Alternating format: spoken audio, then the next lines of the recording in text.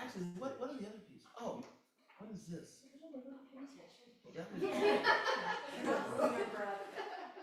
Where's the other one? What's this? Let's do a little bit of this. Sorry for all the gaps.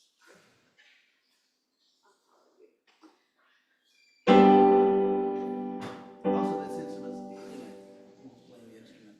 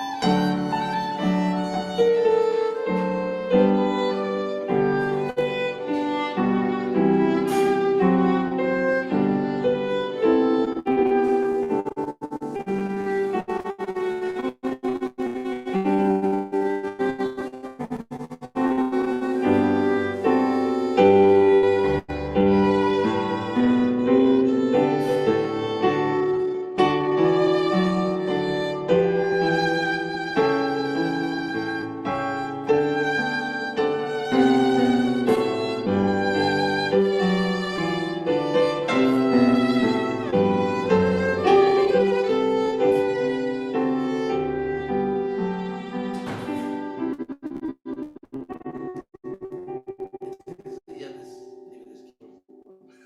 But that's all right. Yeah, it's right here.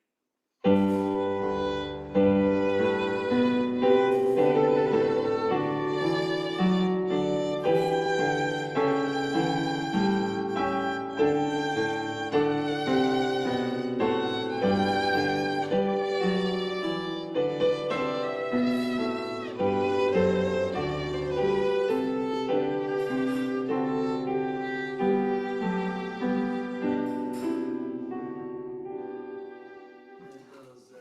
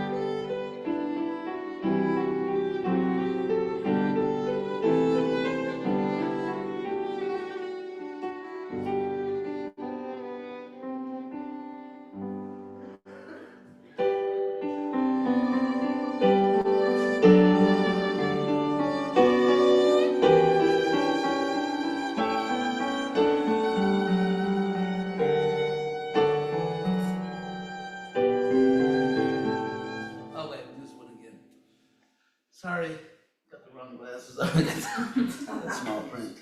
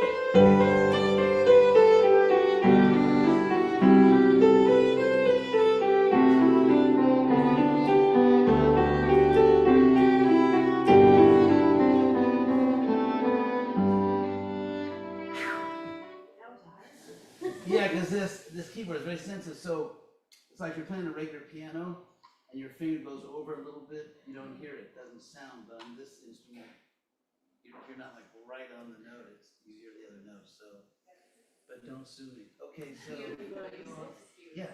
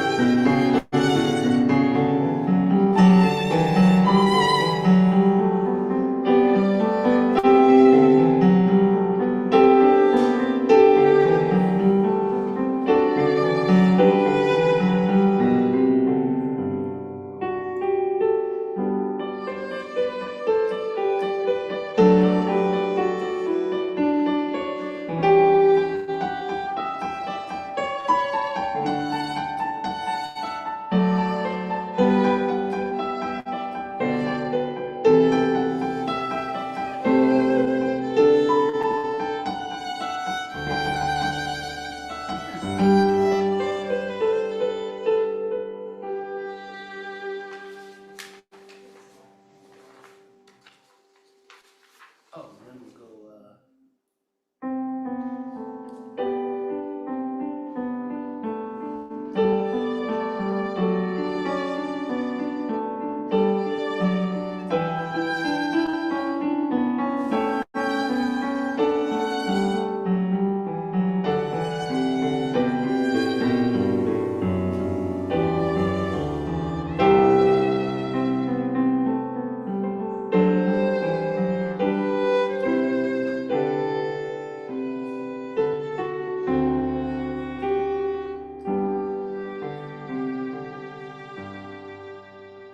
goes Miss Adagio.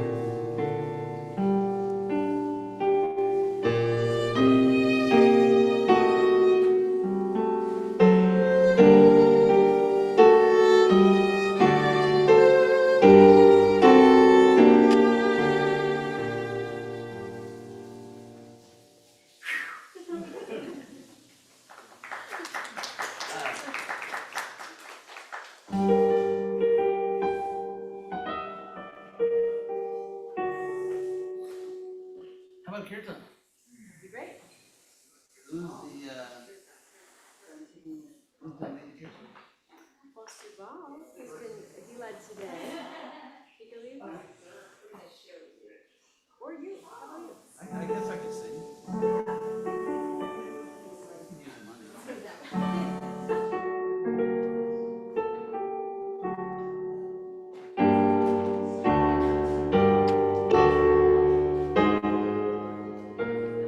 Okay, ready? We'll do, what do they call that? Call and response? Yeah, you need a word for that.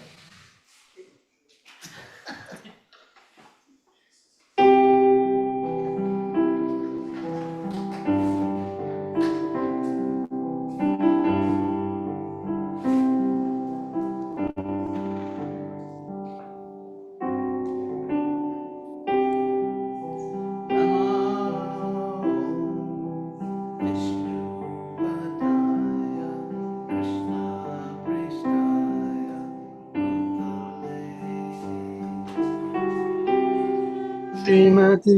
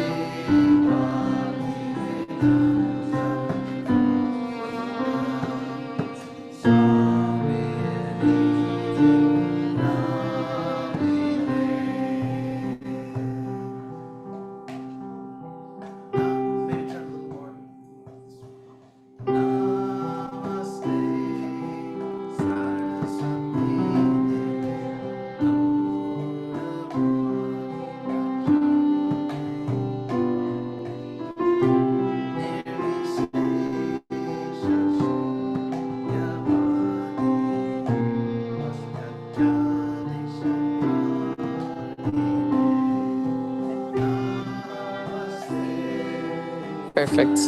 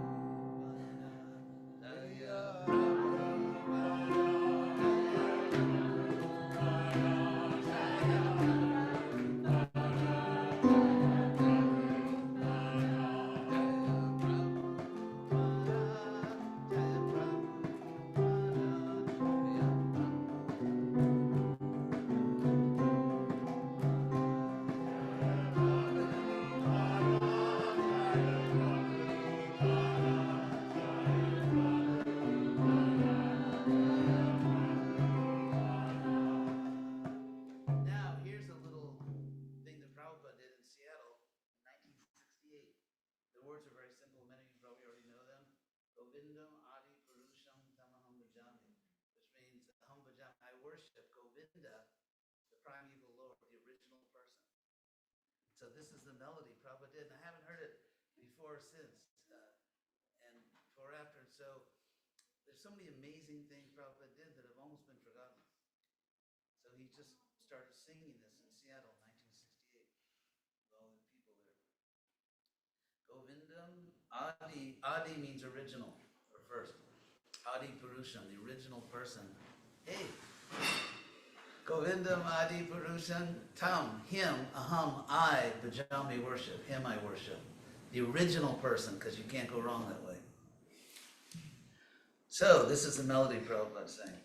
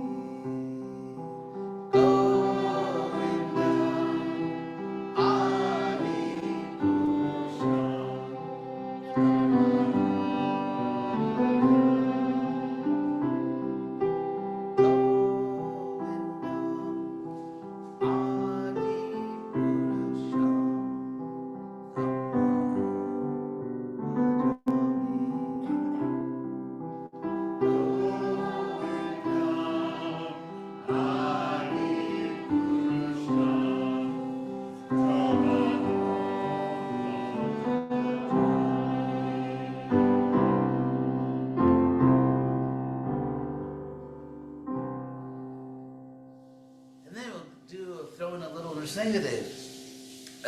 Krishna appeared, as you probably most of you know, or all of you know, as Nrisingha, and he just kind of beat up the bad guys. And it's like the ultimate YouTube thing. So, actually, maybe I'll explain what the words mean, because the words are so meaningful.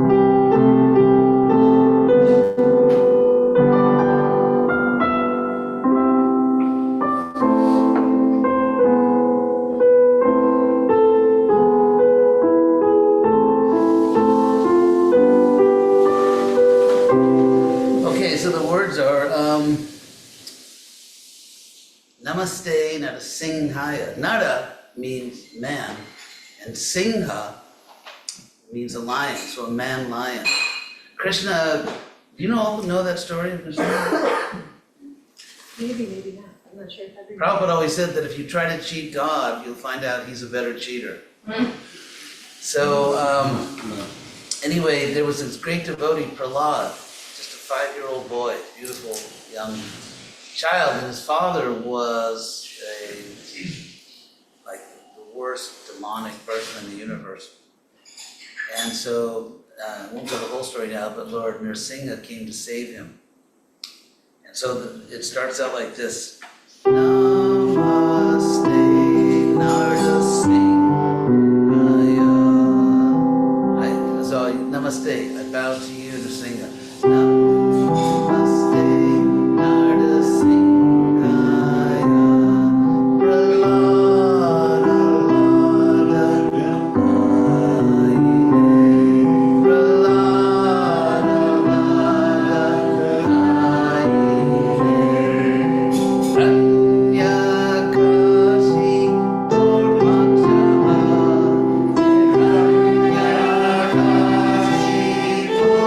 Krishna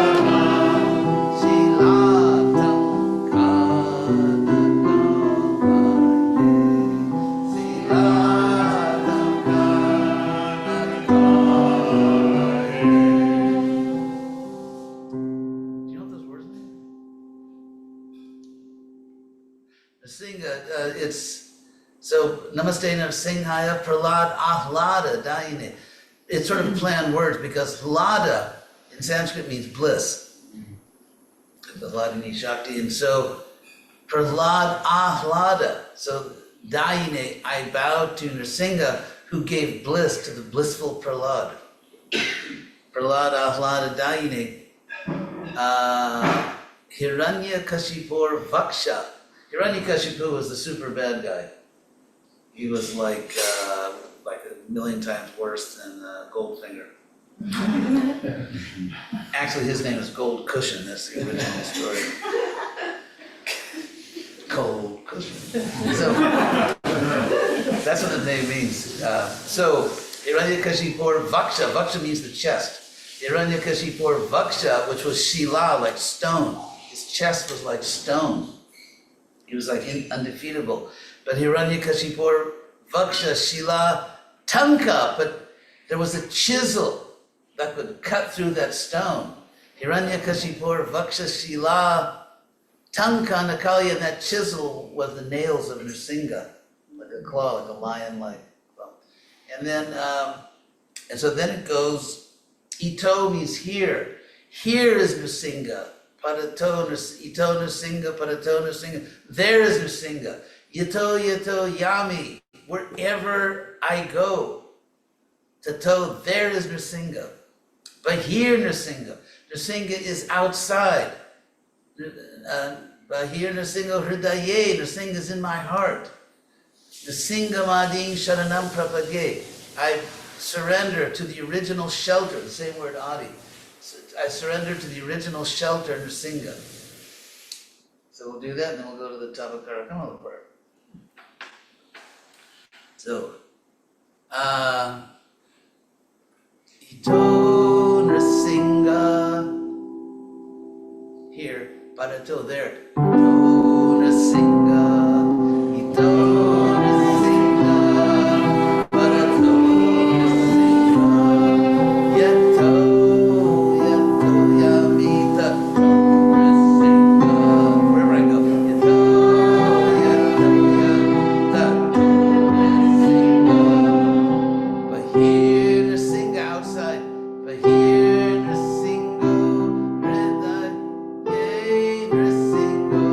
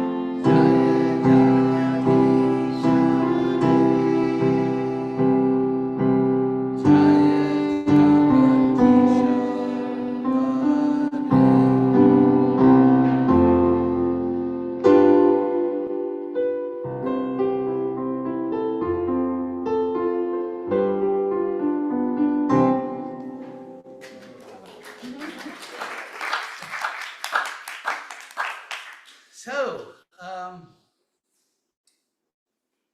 was nice. That was spiritual. But tava tava means your, and we still have it in all the Latin languages still have the word tava. In Italian, it's tua. In Spanish, it's tu, and French, it's ton, ta. So that's all those, basically in all the Latin languages that possess a pronoun, your, is the Sanskrit tava. Kara means hand, like his claws. And actually, kara literally means like the doer, because your hands are the ones that do things. And we still have that word also. Actually, English is full of Sanskrit. So kara comes from a Sanskrit root kur, or kri, from which we get words like create, and increase, and those words are all from Sanskrit root, to do or to make. So tavakara. So your hand, kamala, your hands are like lotuses. So it's very delicate, beautiful hands. But tavakara kamala vare. Okay, want some water? Here, take this water. That's an order. Oh, you got something? Oh, you have cold. Do you have a lozenge? Just something she can suck. Oh, yeah. She's covered. Oh my God, I can't move any of my merchandise. Thank you for the offer. Trying to decide if I should run screaming from the room. You can stay there. You can stay there and scream if you like. You can scream in place. Hey, drink some more water. Yeah, just keep drinking water. So Tavakara Kamala, so your hand is like a lotus, but vade, and it's this, but on that beautiful hand, Nakam, there are these nails, these claws. Adbhuta Singham, these amazing claws, really. Adbhuta Singham. And then Dalita, you tore apart. It's kind of, sort of rated PG-13. So Dalita Hiranyakashipur Tanu Bringam. And so the body of Hiranyakashipu, who was just terrorizing the universe, it was like a wasp. It's just like if you take like a fly or an insect. I mean, not that we should do that, but you just tear it apart. That's how Nrisingha tore apart this fearsome body, Hiranyakashipu. Keshava, and therefore, O Keshava Drita, you sustain this body, or you've taken on this body, Keshava Drita Narahari, the man lion body, Jaya Jagadisha Hare. So glories to the Lord of the universe. So on that happy note of tearing apart people that don't join the Hare Krishna movement, just kidding. Okay, that was a little facetious. Dana, do you want to today? Yeah. We've prepared a song for you. Oh, Prepared a special song. Do you You need a timeout. yeah. Hope it's not too Christmas, but I just. it was when you did the PG-13. Where's the cajon? And then you need the guitar. Yeah. Oh, you're in it too. I'm gonna play, yeah. We have a girl group. We have a girl band. That's great. Yeah. Where do you? Hey, instead of what do they call the thing, the Dixie? The Dixie Chick? It could be the Davy. We called ourselves Dom and Davies. Oh my gosh, I'm trying to turn it down. I'm trying to turn it down. The what? Dom and the Davies. Dum. Okay, I'm looking for a drum. This is not what we're trying to get. It's a rectangle. And there's 3 different TVs that could potentially hook up to. Kelsey, where did the cajon go? Oh, it's okay. Behind it. Okay. No, the rectangle. Hey, who plays the guitar? What's your name? Kelsey, Kelsey. so good to meet you. It's great to meet She you. was recently voted in the Chicago Reader, a magazine, best new pop vocalist. Pop artist and singer-songwriter. Did that. It's amazing. Kelsey. Oh, that was beautiful. Yeah. I got my my laptop. I gotta do it. Yeah, of course.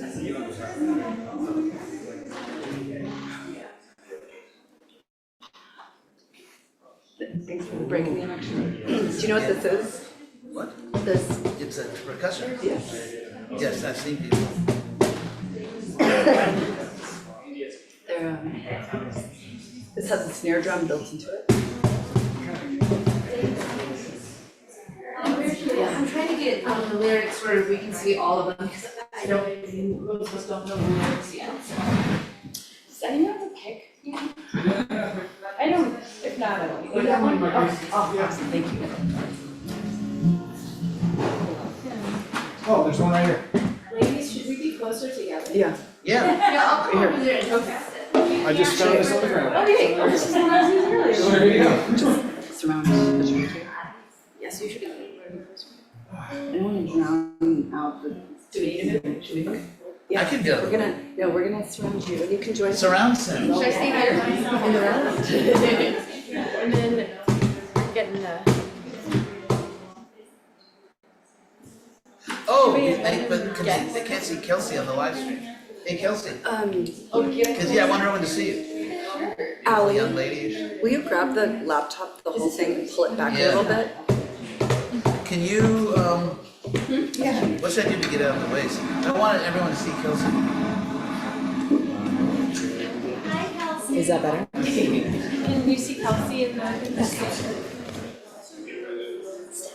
Not quite. Hey, Kelsey, you want this chair? This is fine, right? If I'm commissioner.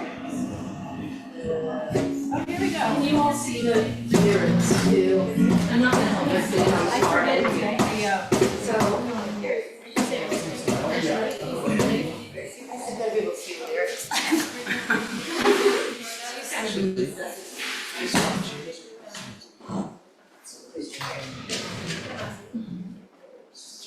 Hello?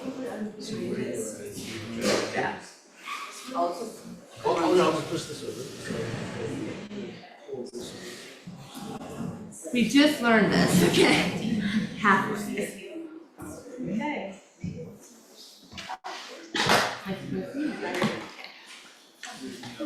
Welcome to the inaugural performance of KRISHNA's band.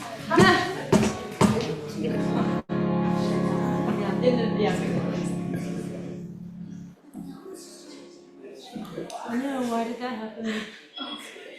Oh, that's not it. Oh, That's not right. Hold on.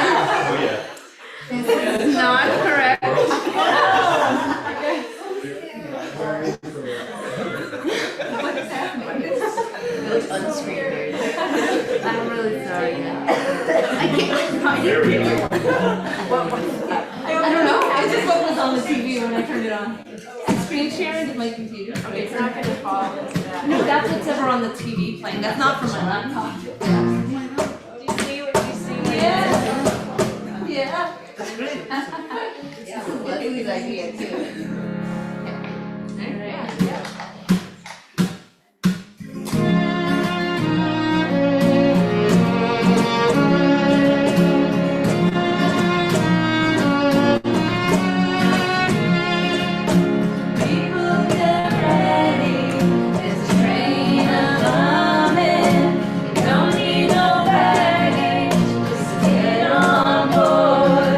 On either side, either diesel,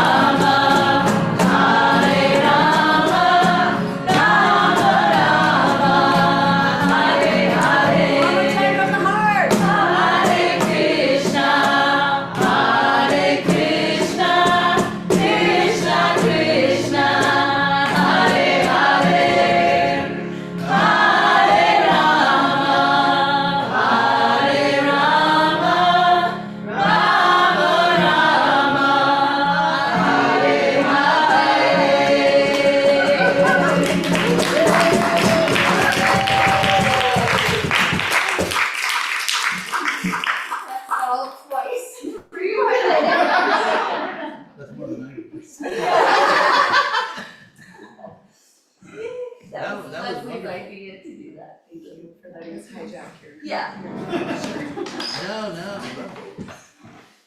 The train? What? We're on the train. Train to bring up. And just to be clear, the thing that's not playing on the TV is not from my laptop, but like cartoon, okay? This is what was on the TV. So, philosophy bit? We do the talk now? Yes. Do you wanna move your chair centered or do you Uh, stay here? I don't know, maybe you just move this over. Okay. Lift this keyboard out of the way. It's pretty light. It is. We just slide it, actually. There we go.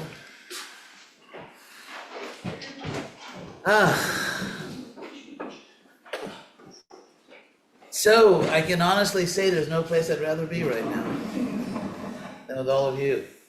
So,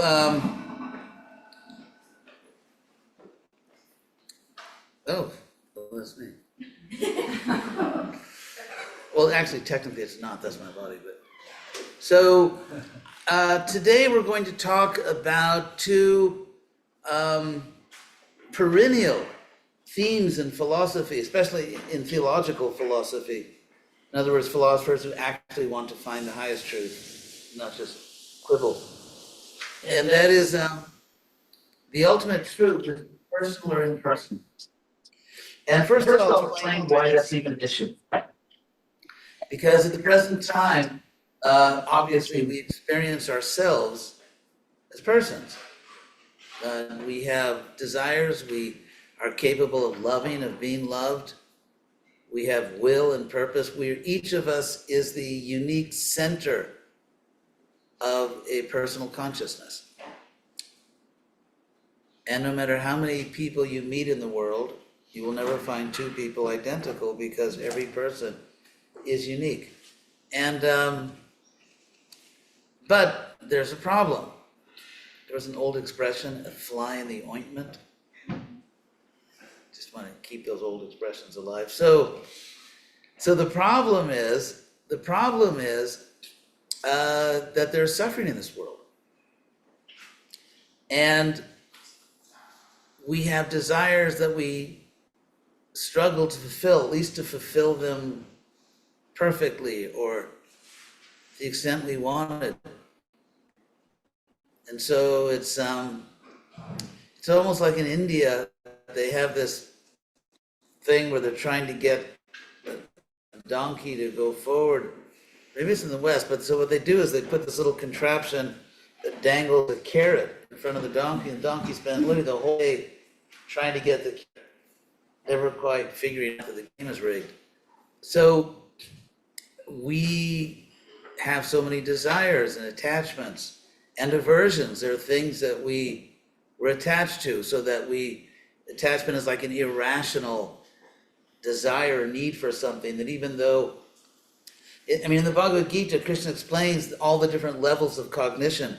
On the lowest level, there's just sort of raw sense experience, like you experience something as hot or cold or soft or rough, or you just, literally, or you just see something, sort of brute vision. And then there's the mind. If you think about it, at every moment, all of your senses are active. So right now, hopefully, you're listening to the talk. But actually, your other senses, your ears, your eyes, your touch, everything is turned on. But that power you have to sort of focus, okay, I'm getting all this sensory input, but I'm going to focus on what I'm hearing or what I'm seeing. So it's the mind that does that. And this, of course, is the yoga philosophy also. This is the ancient Sankhya philosophy of cognition, and which is also in the Bhagavad Gita. So, and then Krishna says, Indriyani parani ahur, which in Sanskrit means that authorities say that the senses it's the first level above dead matter. I don't know if it's politically correct nowadays even to say dead matter. Unalive matter. So that's the first level of cognition, just raw sense experience. But then there's the mind, manas indriyebhyat parang manaha, but above the sense is the mind, sort of sorting out all these sensations. And the mind, it's the mind which, you say like, oh, I feel like that, I don't feel like that, I want this, I don't want that. And so these are not really rational. It's not that you thought about it and you figured out what's logically in my self-interest and what, even though I may desire something, I can see that'll be a train wreck if I actually get that desire fulfilled. It can be in a relationship, it can be many things. And so, but that's the mind. So then, manasas tu parabhutir, Krishna says, above the mind is your rational intelligence. Rational intelligence. Which means that, okay, I'm feeling a certain attraction to this, but what's that great line from a George Harrison song? Some people going where they shouldn't go. So sometimes we know that that's really not good for me, but the desire is too strong, which means that the mind has overcome the intelligence. And so in a sense, the whole purpose of spiritual practice is to, again, establish the intelligence over the mind. It doesn't mean we don't feel.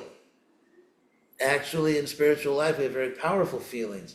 But they are, this great little line in the Bhagavad Gita, they are buddhi graham. In other words, they are acceptable to your intelligence. So let's say you feel that I should give my love to some person. And to say that it's acceptable to intelligence doesn't mean that you don't have feelings. It just means that your intelligence sort of signs off and says, yeah, you're not going to self-destruct if you enter into that relationship. It may actually be good for you. And so it's not a denial of feelings.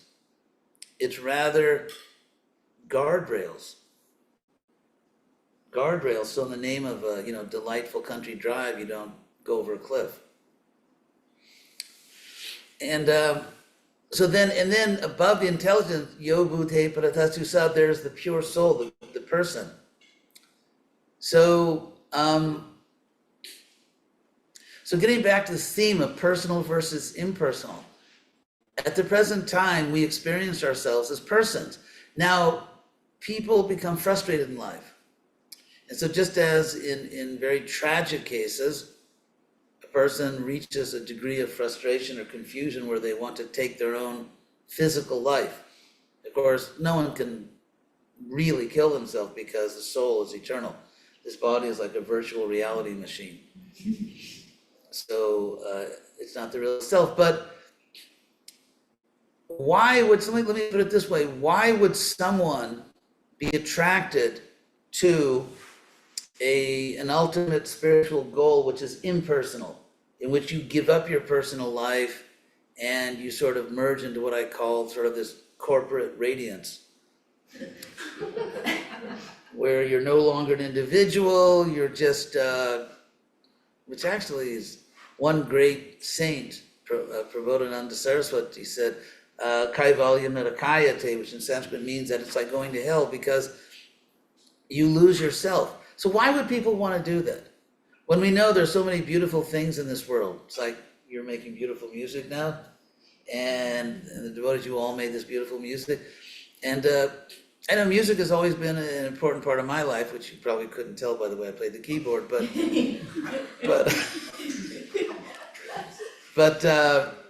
music is a language which always moved me very deeply. And then when I found sacred music, that was it really captured me. So there is beautiful music in the world, and so is that the problem? Is beautiful music the problem? No. But if I do music because I want to gain some notoriety, or I want to gain some kind of whatever, or money, I mean, it's not that we should starve. I mean, it's perfectly legitimate to earn an honest living by making music. But if I have, in general, what people call nowadays ego, then ultimately I suffer. Because if I want to be, the problem with being self-centered or trying to be the center is that everybody else is also trying to do that. And so on a subtle, you could say psychological level, it's like total war, everyone against everyone. I mean, I remember when I went to my, when I was a kid in school, went to those parties where everyone, like all the boys were trying to impress the girls, and all the girls were trying to impress the boys. And it was just like an incredible amount of anxiety. So if I'm trying to be the center of reality, it can only ultimately bring pain because I'm not. Because I'm not the center. None of us is actually the center of reality. And yet we are very important parts of reality. It's not that we're nothing. And it's not that we're trivial or insignificant. Every soul is very, very important and unique and eternal. It's just that there's one soul who's the leader, and that's God. And so, so the problem in this world is because rather than experience the unlimited happiness of loving an infinitely lovable person, we are trying to be the central lovable person in the universe. Because, it's like, let's say you flash a light.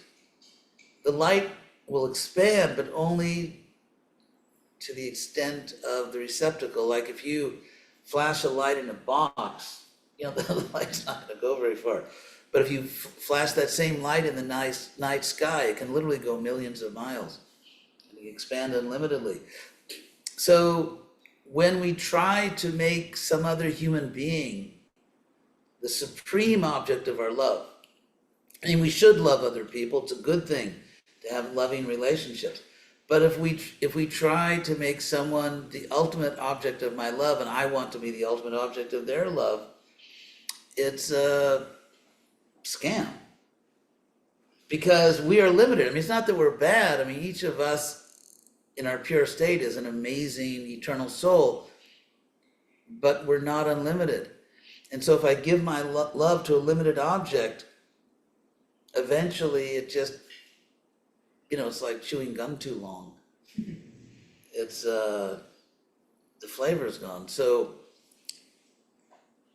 whereas let's say if you love another person or another person loves you, but both parties understand that ultimately we are part of God. And so the real way that we express our love for each other is by helping each other to become self-realized, to understand our eternal nature, and to go back to our eternal home. And when we help each other to do that, that is real romantic love. Or it's real brotherly love, or sisterly love, or parental love. Because when you love someone, you want to do what's best for them. Otherwise, if I'm just trying to seduce someone, or if I'm trying to get that person to love me, a lot of times when people fall in love, it's like they fall in love with the idea of getting that person to love them. And it's, that sounds messy, and it is. So, but because we're kind of going about human life a little in the wrong way, because we're trying to exploit the world, enjoy it, rather than use the world to serve the source of our own existence, frustration leads to a desire to get rid of something. It's like if you have something that's just causing you pain, whether it's a relationship or maybe some house that is just always, or a car that's breaking down, or maybe someone chooses a vocation that they realize, I don't really want to be a psychiatrist or something. And so when something, instead of giving us pleasure, is giving us pain, we want to get rid of it. So one can actually become so desperate that one wants to get rid of personal life. So it's an act of desperation. It's not a coherent philosophy, which I'll explain in a second, why it's actually really bad philosophy. So Prabhupada gave the example, Prabhupada could give very graphic examples. It's like, let's say you have some infection in your hand and it's becoming very painful. So there's two ways you can go. Amputate your hand, which is pretty awful, or cure the infection, keep your hand. So personal life can be frustrating, relationships can be frustrating because we're not enlightened. There is a way to do human relationships so that you never suffer and there's always happiness. You make the right choices. You don't hang out with the wrong people. You associate with the right people. You commit in a healthy way, not in an unhealthy way. You have the strength to insist on reciprocity rather than, a relationship where you're giving more than you're getting, which is, unless you're a parent. Parents have to do that, that's just what they do. But even then, when the children grow up, they more and more appreciate their parents. The way Mark Twain put it, when I sort of became a young adult, I saw that my parents didn't understand anything. So I left home. A couple years later, I came back and I was amazed at how much they learned in my absence. So my mother used to say to me, I had a great mother. I had great parents, for which I'm extremely grateful. Although at the time when I was an adolescent, I was, I was no prize for a mother or a father, but anyway, so if we're doing something the wrong way and it's causing us pain, maybe there's a right way to do it. There's a right way to do everything. There's a right way to do friendship. There's a right way to do romantic love. There's a right way to do art, like music. There's a right way to do philosophy. There's a right way to do everything. And the right way is you acknowledge what is the real center. Whether you're doing philosophy or music or relationship, there is a real center, and that is the absolute truth, or God. And when we deny that or just don't want to think about it, we just get ourselves into a world of trouble. So, the impersonal path. Now, so it's really kind of a, it's sort of, what's that word? Sort of, like a disgruntled shopper or something. I'm not going back to that store because everything I got there, my personal life just wasn't working for me. So it's an act of frustration. And I'll tell you why philosophically it's absurd. And I don't mean theologically, I don't mean according to some religious doctrine, I mean just straight philosophy. Because when you put forward a proposed explanation of something, the theory you give has to have a certain what is called explanatory power. Like, for example, let's say you go outside tomorrow and everywhere you look, the ground is wet, the street is wet, all the houses are wet, and you say what happened, and someone said, oh, Mr. Jones was watering his lawn and he doesn't see very clearly, so. I mean, that idea, Mr. Jones watering his lawn with a garden hose doesn't explain why the whole city is wet. It just doesn't have explanatory power.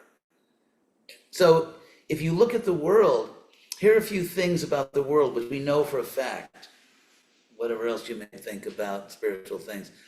That is, we live in a universe of art. Whether you look at galaxies, it turns out galaxies are great works of art. Of course, by 20th century standards, that doesn't take much. But anyway, galaxies, the universe is a work of art. If you look at sand grains, look at these magnified pictures, they're like jewels. They're different. They really are like jewels. If you look at water, snowflakes, water crystals, everywhere you turn your attention in this world where human beings haven't ruined it, everywhere you turn your attention, you find art. So how could that be? That we live in a universe of art. How could it be that we have, Immanuel Kant, who, as I sometimes say, the philosopher didn't get everything wrong. And so Kant, talks about this deep intuition, even though he's kind of a skeptic, and I won't go into the whole thing with Kant, and how he responded to David Hume, the great skeptic that came before him. Anyway, that's for another day. But even Kant said that whatever my philosophy is, and he was a real rigid philosopher, we have deep within us a moral intuition, which in a decent person is pretty much unerring. In other words, when you feel you did something wrong, you probably did do something wrong.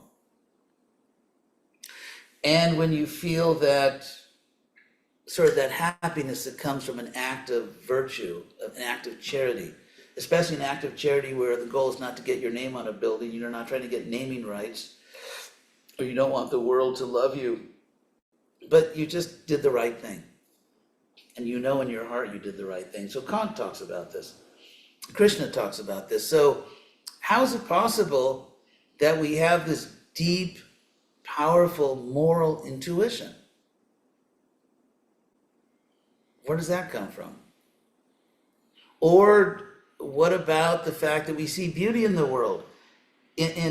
So all of these things, moral principles, beauty, art, just the notion that something is beautiful. That's all technically, now we're gonna get a little more into philosophy, but I'll try to make this painless. It's like you're just gonna feel a little prick. This is called metaphysics. And you can't really understand, let's say, relevant philosophy about God, there is a God, there's not a God, unless you understand metaphysics. And I'll explain what it means very simply. It's Greek. It's a Greek word, which is almost spelled exactly the same way.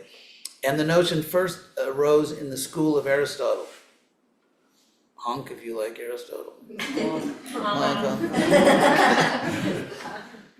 Because Aristotle wrote many books, but two very important books. At least, all we have is the class notes from his students, but they took copious notes. They didn't have cell phones back then, so they could actually think clearly. So he wrote a book called The Physics, which is about the physical world. Because unlike Plato, he was really into the physical world. And then he wrote another book, which within the school of Aristotle came to be known as the Metaphysic, which means that which goes beyond physics, or that which comes after physics. Aristotle called it the first philosophy. And, oh my God, should I do it to you? All right, we're gonna do some philosophy. I just want to tell you one thing very sincerely, that there are no refunds.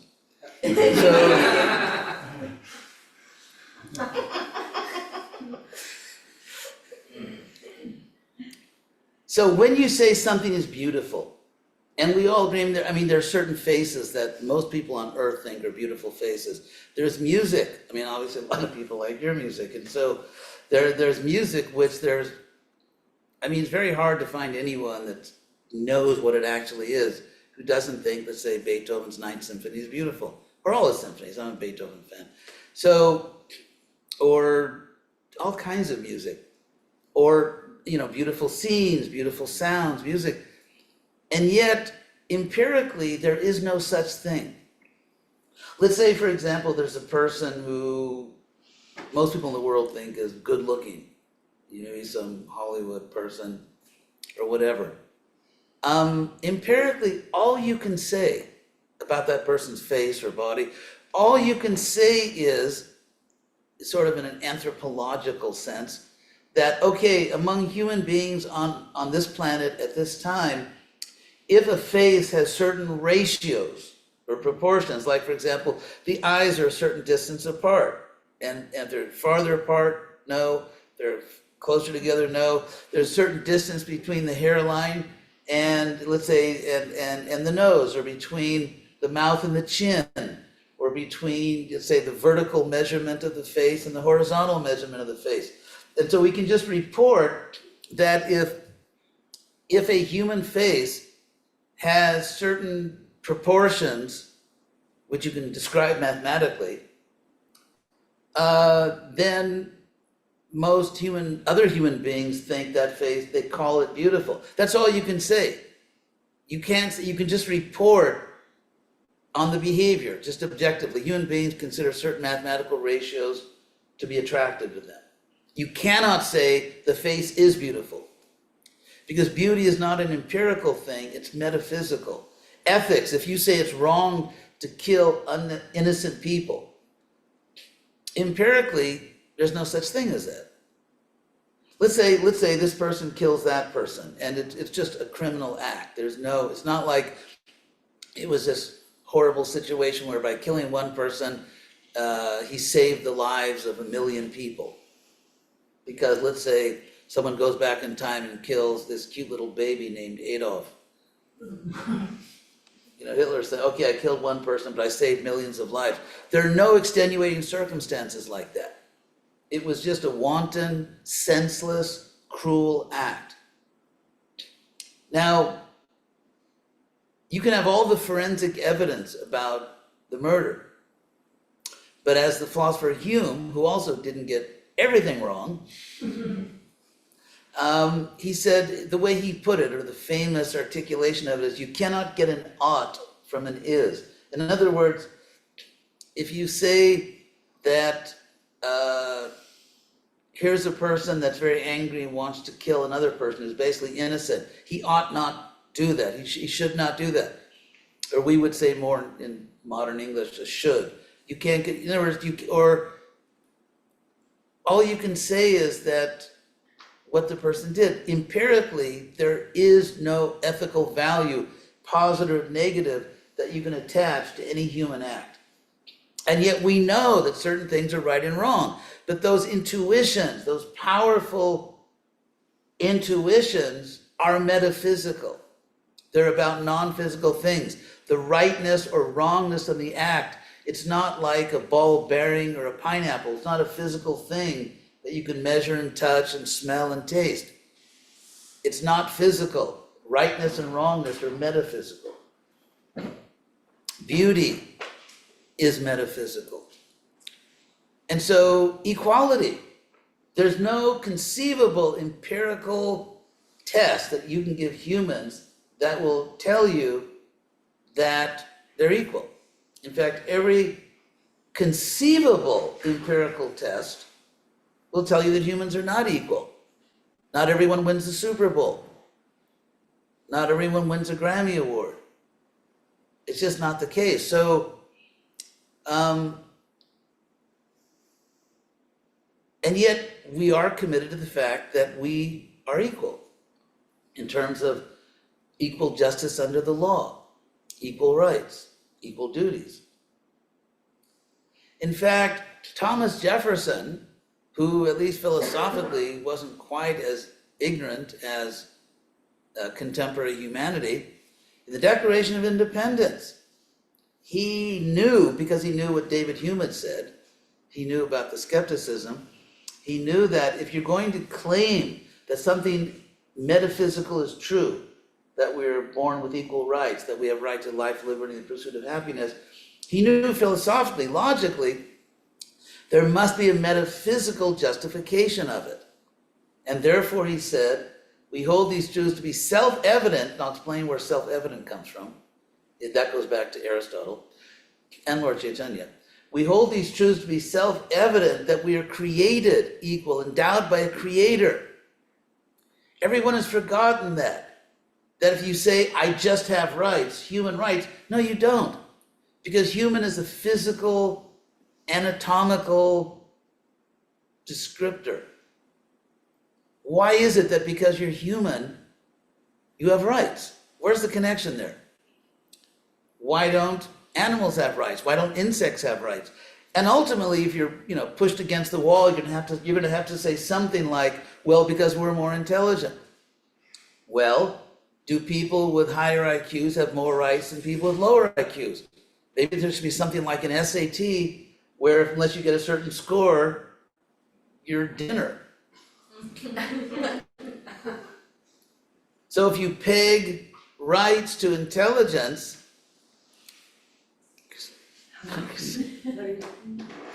that again, you're philosophically going to end up in a swamp.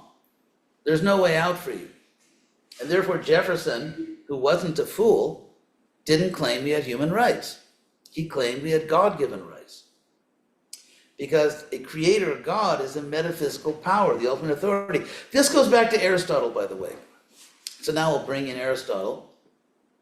Aristotle was, if you look at Plato and Aristotle, it's like all of Western philosophy for next almost 2,500 years after them was kind of like, okay, I'm a Platonist or I'm an Aristotelian. Because they kind of chalked out two possible positions. I mean, there are many details and nuances and all that. Plato is really, there's a higher world, there's an eternal world, we're eternal souls.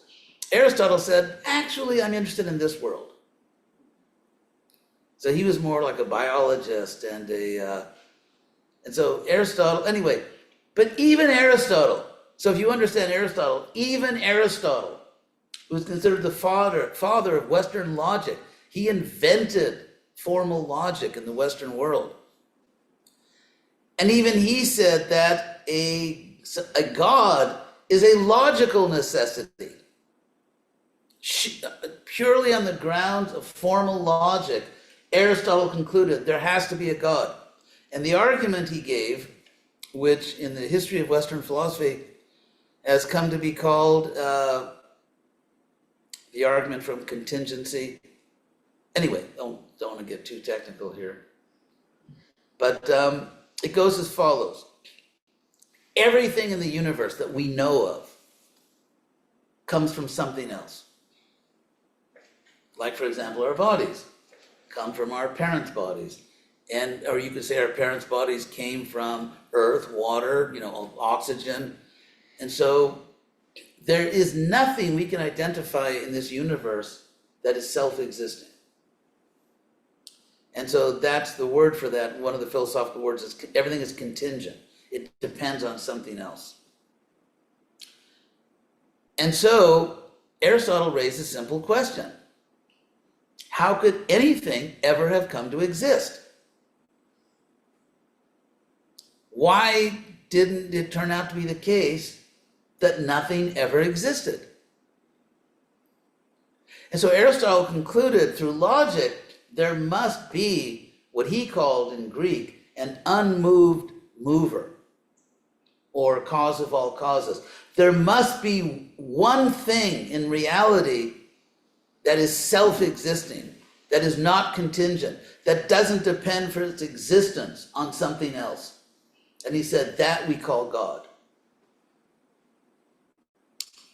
So, and it's very interesting.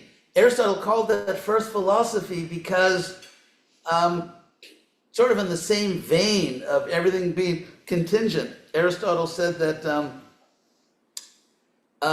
anything that you claim to be true, you can be easily pushed into an infinite regress, going backwards, an infinite regress of proofs. To give the same old example you probably heard, the water. Oh my God, not everyone's heard it, okay. I know I have to get some new material, but, so let's say you claim that water boils at 100 degrees Celsius, and someone else says, prove it. So, put a pot of water on the stove, put a thermometer in it, and exactly at 100 degrees Celsius, the water boils.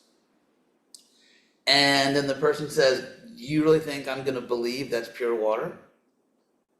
What if you put some chemical in the water that changes the boiling point? Or how do I know that's real mercury in the thermometer? So then you've got to prove that you need other things to test the purity of the water and the mercury, but then you need other things to test the purity of the things that test things. And so, in other words, you'll go back forever. Aristotle said it's like an army which is in retreat, it's being pushed back. The only chance the army has to be victorious is to take a stand. It can't just keep retreating forever. And so, Aristotle said that first, philosophy begins with something which is self-evident. It proves itself, and therefore it doesn't require extrinsic evidence. Now, interestingly, that's exactly the same argument Lord Chaitanya gave in his conversations with Prakashananda and Sarvabhauma. And he used literally the term self-evident. And the word he used is swata swataha. God, I would love to go into all the grammatical details, but I better get on with the philosophy. Anyway, swata means from itself. That's where you get the Spanish su. Mi casa es su casa. That su is just Sanskrit sua. And Italian sua, and anyway, on and on and on. So swataha means from itself. From itself, pramana, it is evidence. So Aristotle said to avoid an infinite regress of proofs. In other words, in order to make possible knowing anything, there has to be something which is self-evident. And it's not only God. For example, consider, how do you know for a fact that there's a real world outside your mind?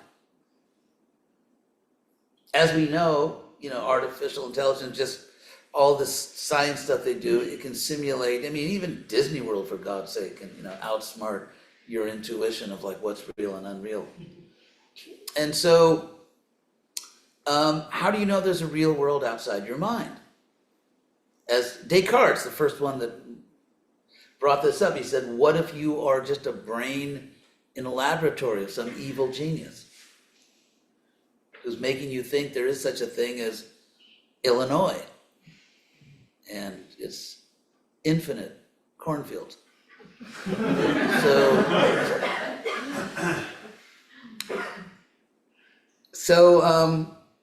Or how do you know? Here's another thing you can't prove. You can't empirically prove that there's a real world outside your mind. That would be circular reasoning, because you could point to something like, let's say, here's a glass of water, and say, well, look, this is a real glass of water. But this is a real glass of water only if the external world is real. So it's called circular reasoning, because you're using your conclusion to prove itself. So you're just going around in circles. Another thing you can't empirically prove is yesterday, because it's gone. Another thing you can't empirically prove, even if there is an external world, you can't empirically prove that other people have minds.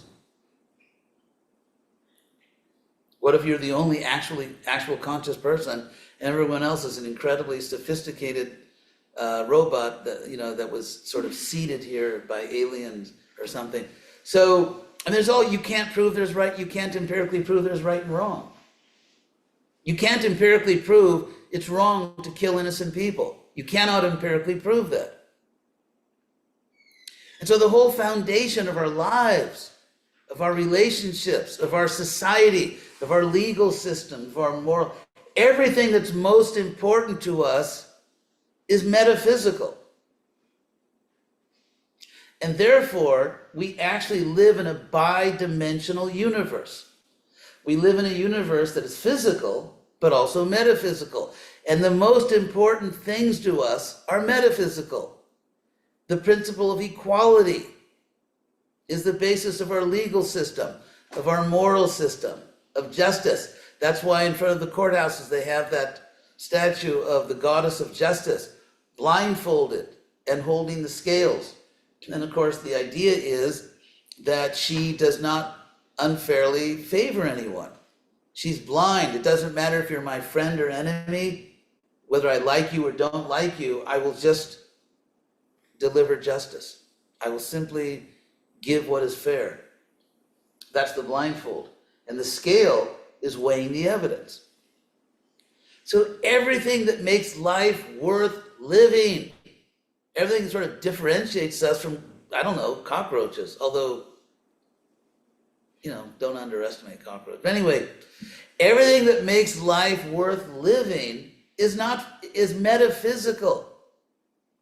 Love, beauty, ethics, kindness, it's all metaphysical. So since we live in a bi-dimensional universe, now getting back to the point about impersonalism, how could all this be the case if the creator of the world was impersonal? The first problem is an impersonal divine power, whatever you want to call it, wouldn't create a world in the first place. If there was only one thing that actually existed, which was like sort of this corporate omniscience, and all of us are really just part of it, why why in the world would an impersonal consciousness create a personal world? This impersonal absolute couldn't have a desire to create, because then it wouldn't be impersonal. Did it just sort of like do impersonal, all-pervading cognition, does it just burp and a world comes out? I mean, presumably sort of impersonal omniscience doesn't burp or have indigestion.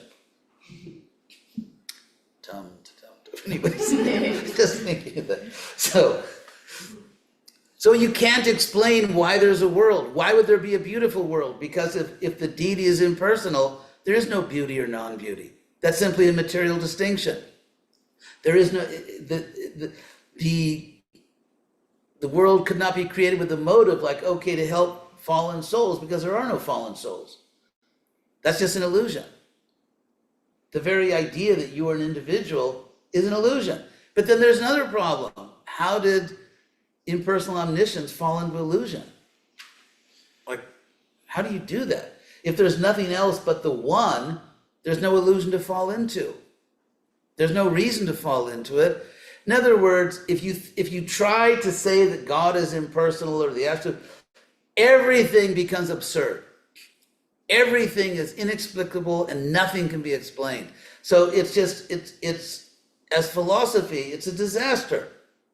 It's a complete disaster of a philosophy. And that's why some of the so-called teachers that promulgate this nonsense, they say things like, you can't express it in words. Of course you can't, because nonsense cannot be coherently explained in words.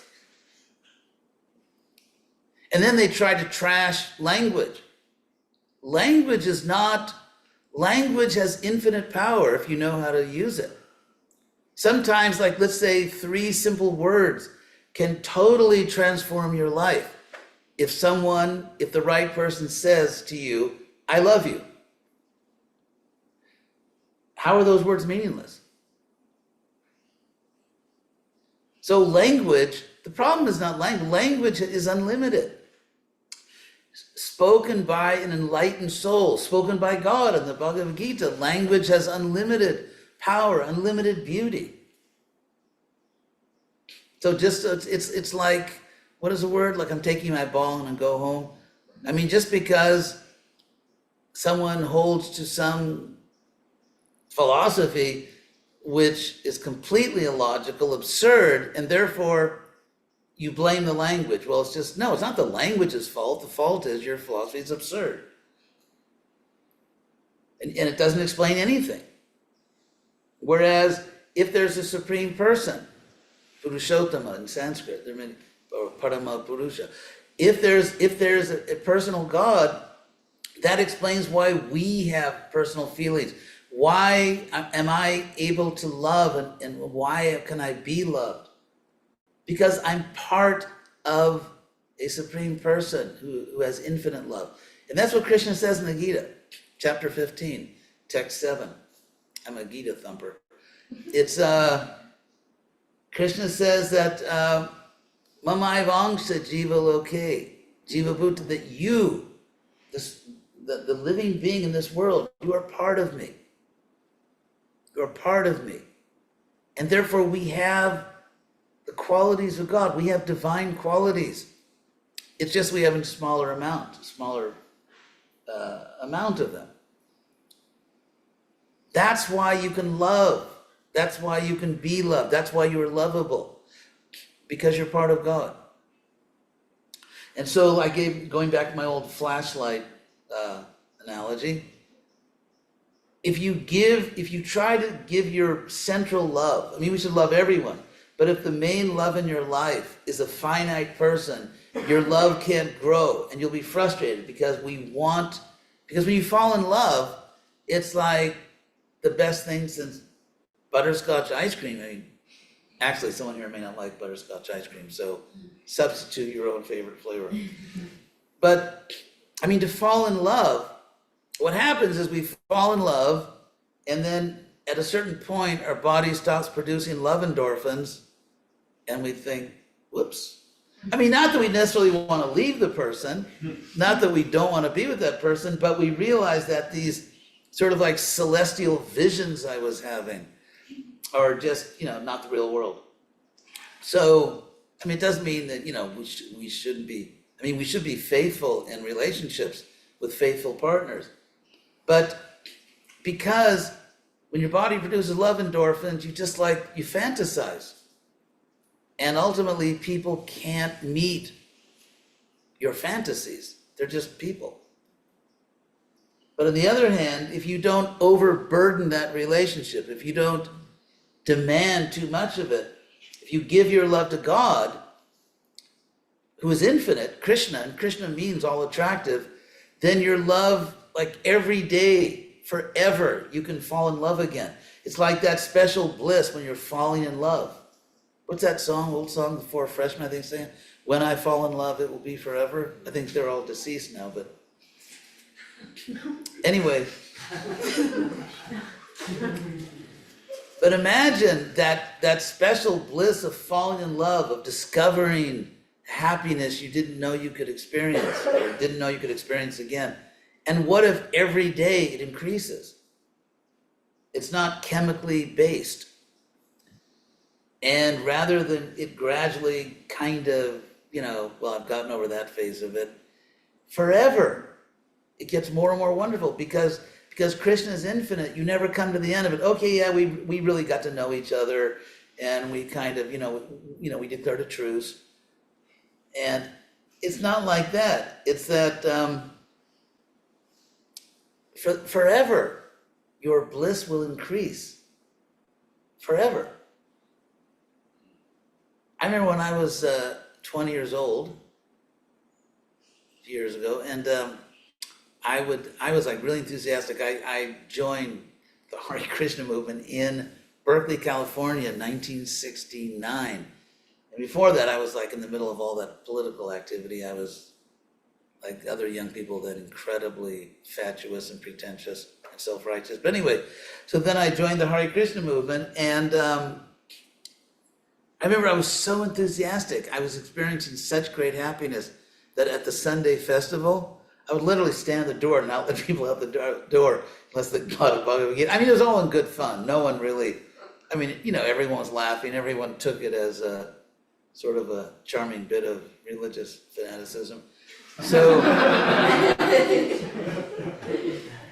but I can still remember telling people who were really excited by the idea, that was Berkeley, 1969, that just what I told you, what I just told you, how your happiness can increase forever.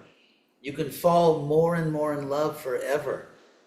And when you do that, it gives you the luxury to truly and dearly love another person who, like all of us, is, imperfect, but still worthy of our love.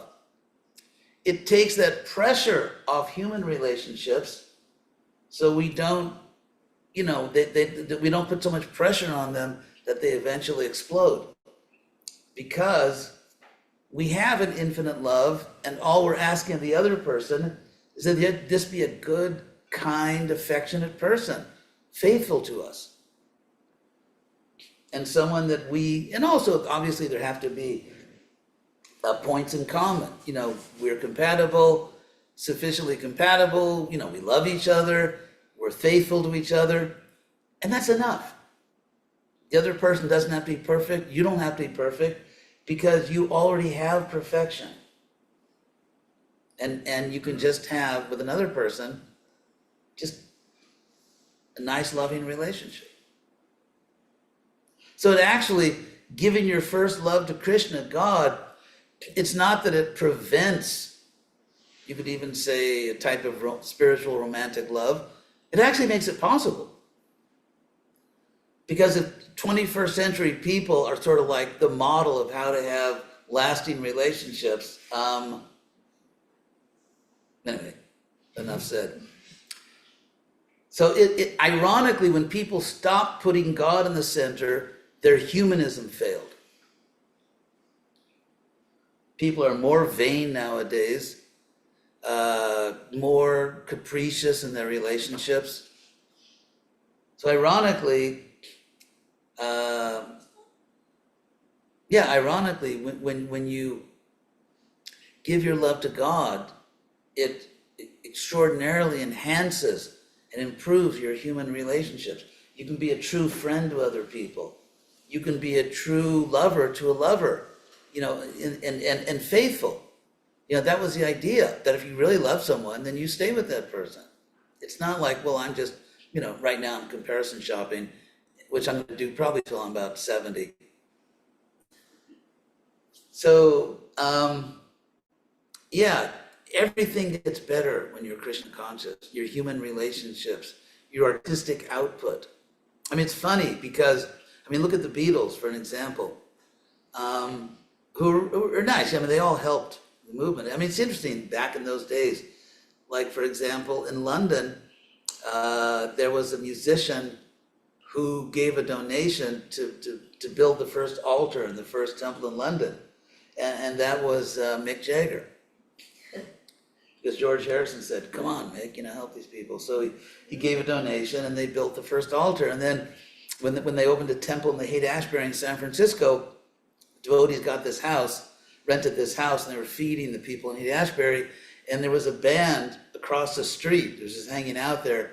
And so the band thought, they're really helping feeding people. So they gave a donation to get like a big stove to feed the people. And that band was the Grateful Dead. And so it was a very interesting time. And all these musicians just sort of, and then they did a benefit concert with all these famous, Jefferson Airplane were there, all these famous musicians were there, Grateful Dead were also there. They did a benefit concert to raise money to support Hare Krishna activities. So the world really needs this. And so the idea of an impersonal God, it's just basically, it's funny because in the late 60s, all these Indian gurus came to the West. And some of them became kind of rock star gurus. I remember in 1972 still, when I was at the University of Illinois and selling little, Hare Krishna books. And I remember that, they used to have, before the digital age, they had these activity boards on campus for the, all these different programs, and half of them were for gurus. It was a big thing. Jimi Hendrix put, the form of Vishnu on the cover of his album. And so the point I wanted to make is that, what is the point I wanted to make? So George Harrison, when the Beatles broke up, he became the biggest star after that. He did the Bangladesh concert, which actually was the first charity concert done among, popular musicians. He started that whole thing. And if you look at a video of it, he has a little button when he comes on stage, to start this concert, the Bangladesh concert. He's got a little pin with Krishna on it, and he steps up to the microphone, and the first thing he said was, Hare Krishna. Or, for example, there was another popular musician who lived in Malibu, California, and he bought a van in New York. He was going to drive his van to California. So he met a devotee who offered to help him drive the van. And so they drove together all the way from New York to California, and all the way this devotee in the best, irrepressible Hare Krishna style was preaching to him. And he was so impressed by the philosophy that when they got to Los Angeles, he spent the whole day in the Los Angeles community. You have all these apartment buildings, a big community, and he was doing, chanting Hare Krishna with everyone. He spent the whole day there with the devotees. And one of the things this devotee preached to him is what Prabhupada always used to say, is that, by nature we have to serve. And so he Prabhupada used to say, if you don't serve God, G-O-D, you'll end up serving dog, D-O-G. No offense to any dog lovers here, and so you have to serve, so why not serve God? So this musician wrote a song based on what he heard of Prabhupada's teachings. And of course, the musician is Bob Dylan. And the song is, you have to, everybody's got to serve somebody. And that just came straight from Prabhupada. So, it's like happy days are here again. We have Krishna West, and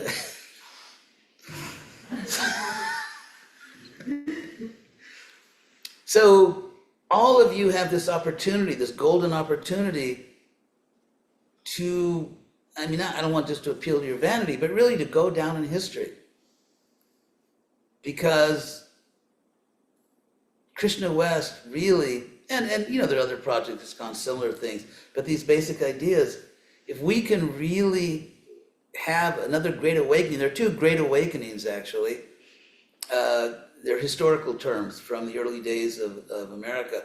One was in the 1700s, where America was starting to prosper and it became a very prosperous place. There was unlimited land, and basically the world economy was agrarian, and there was unlimited land in the New World. And so at a certain point, they thought, hey, we're forgetting God, and that was the whole point of America. It's supposed to be, as they said, actually, this guy Winthrop was the first official governor of the Massachusetts Bay Colony.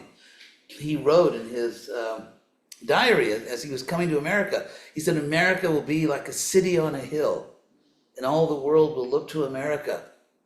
And it's a compact, it's a covenant with God, that God is sending us this new world to show what a human society can be. I'm skipping a lot of the historical details.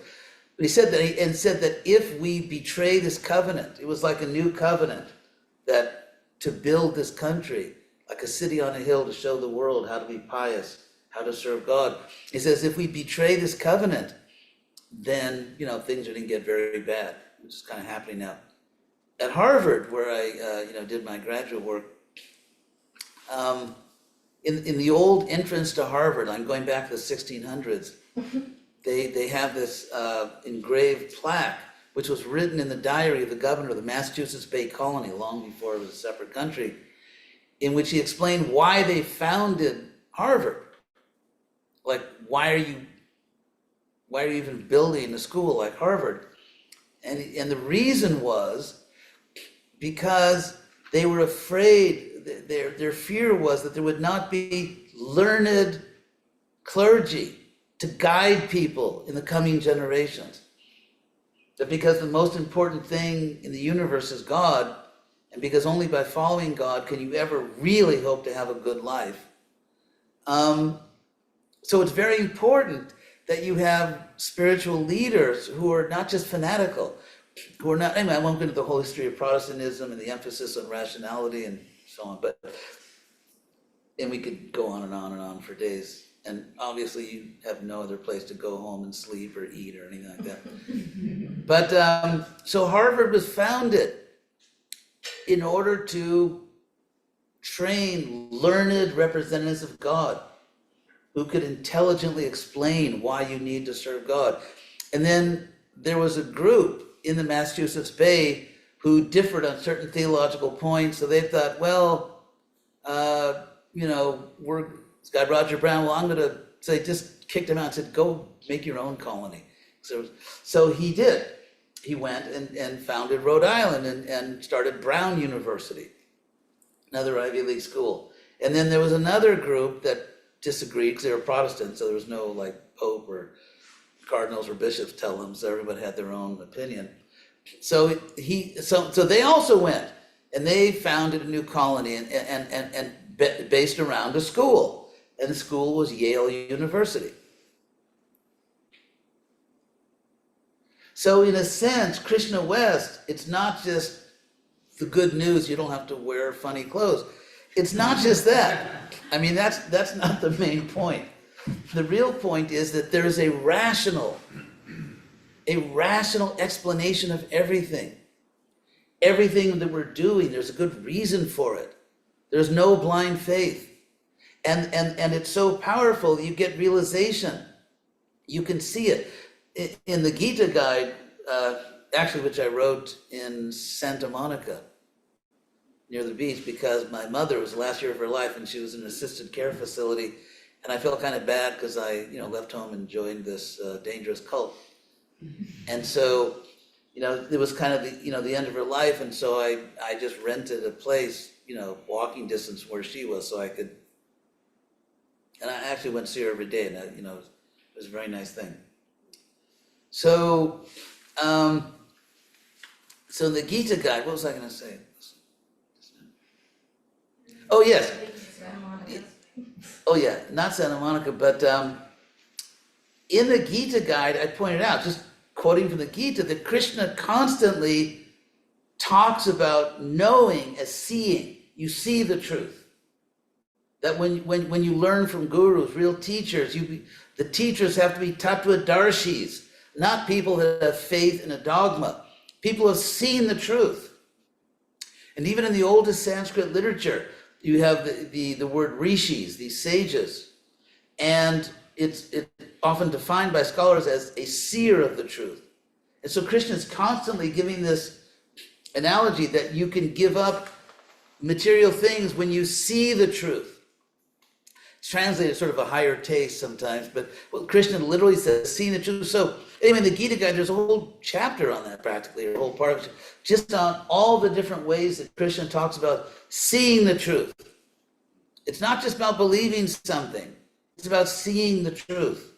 And when you see the truth, Krishna says, he actually says, I think it's in chapter 5 or 6, when you see the truth, you will know there's no greater pleasure, that you've found this infinite happiness.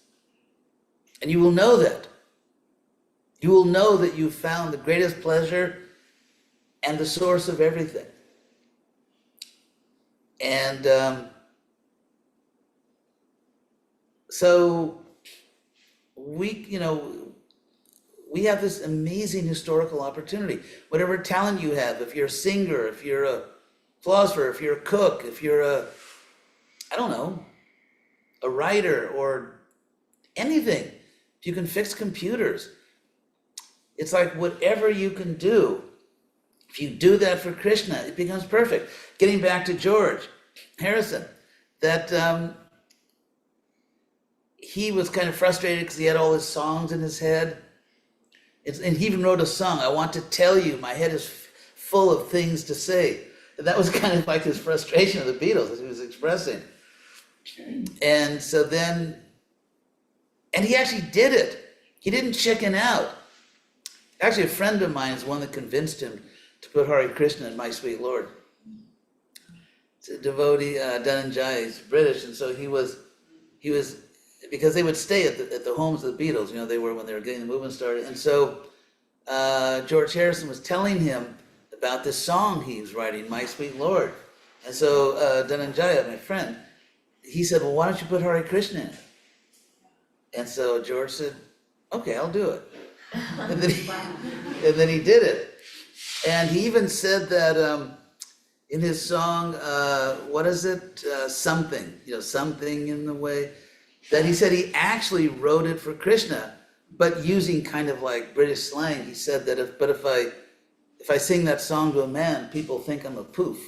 That's just, that was kind of British slang back then. So, but anyway, so that song, Something, was written for Krishna. But he put it, in the way she moves or something, because some people, because back in those days, just what you had to do. So, and George did it. He just did it fearlessly. And meanwhile, poor John, who's a nice guy, actually, he hosted Prabhupada for several months because the temple wasn't ready. So Prabhupada actually stayed at John Lennon's estate. And, imagine a world without religion. I mean, you could take that two ways. You could say that, okay, we don't need fanatical religions, but if there really is a truth about God, don't you want to organize? Don't you want to? It's like, what if they discover a cure, let's say, for some terrible disease? And you say, yeah, but we don't want to organize. We don't want, that's just bureaucracy. But how are people going to get the medicine? Without, Bhakti Siddhanta, Prabhupada's guru said, religious institution is necessary evil. He actually said that. He's a great spiritual teacher. I would never have met any of you. And for me, meeting all of you is a real spiritual pleasure. And I never would have met you. I remember being growing up in LA in the weekend, like, there's no Manhattan in Los Angeles, especially back then. And so you're surrounded by millions of people and you have no idea how to meet anybody because it was a car culture. So, how do you meet people? Like I could have just come, let's say, to the greater Chicago area by myself. How would I meet anyone who shared my devotion? How would you even meet anyone? Where would the books come from? Who would have printed the books? So even though human institutions are inevitably silly in some ways, if not worse than silly, the way I look at it myself, it would be a profoundly selfish act to just be like a lone operator, knowing that if I could cooperate with other people, we could reach millions of people. And if I sacrifice the good of millions of other souls just because of my idiosyncrasies, or I just want to, I don't want to work with other people. I mean, obviously we work according to our nature, but so I think it is a profoundly selfish thing. The first thing I ever joined in my life was the Hare Krishna movement. I wasn't a joiner. I actually never joined it because I was like a real individualist. So anyway, personal God, impersonal God is philosophically a train wreck. Philosophically, it just dissolves into sheer absurdity. And is it really going to make you happy? Is it just sour grapes? I'm tired of being betrayed in love or disappointed in love, so there is no love, there's nothing, I'm just going to zone out, Om out. Although Om is the name of God. So we should make the most important decisions of our lives, which are the spiritual ones, not based on frustration, but rather based on opening our eyes and seeing what kind of universe we actually live in.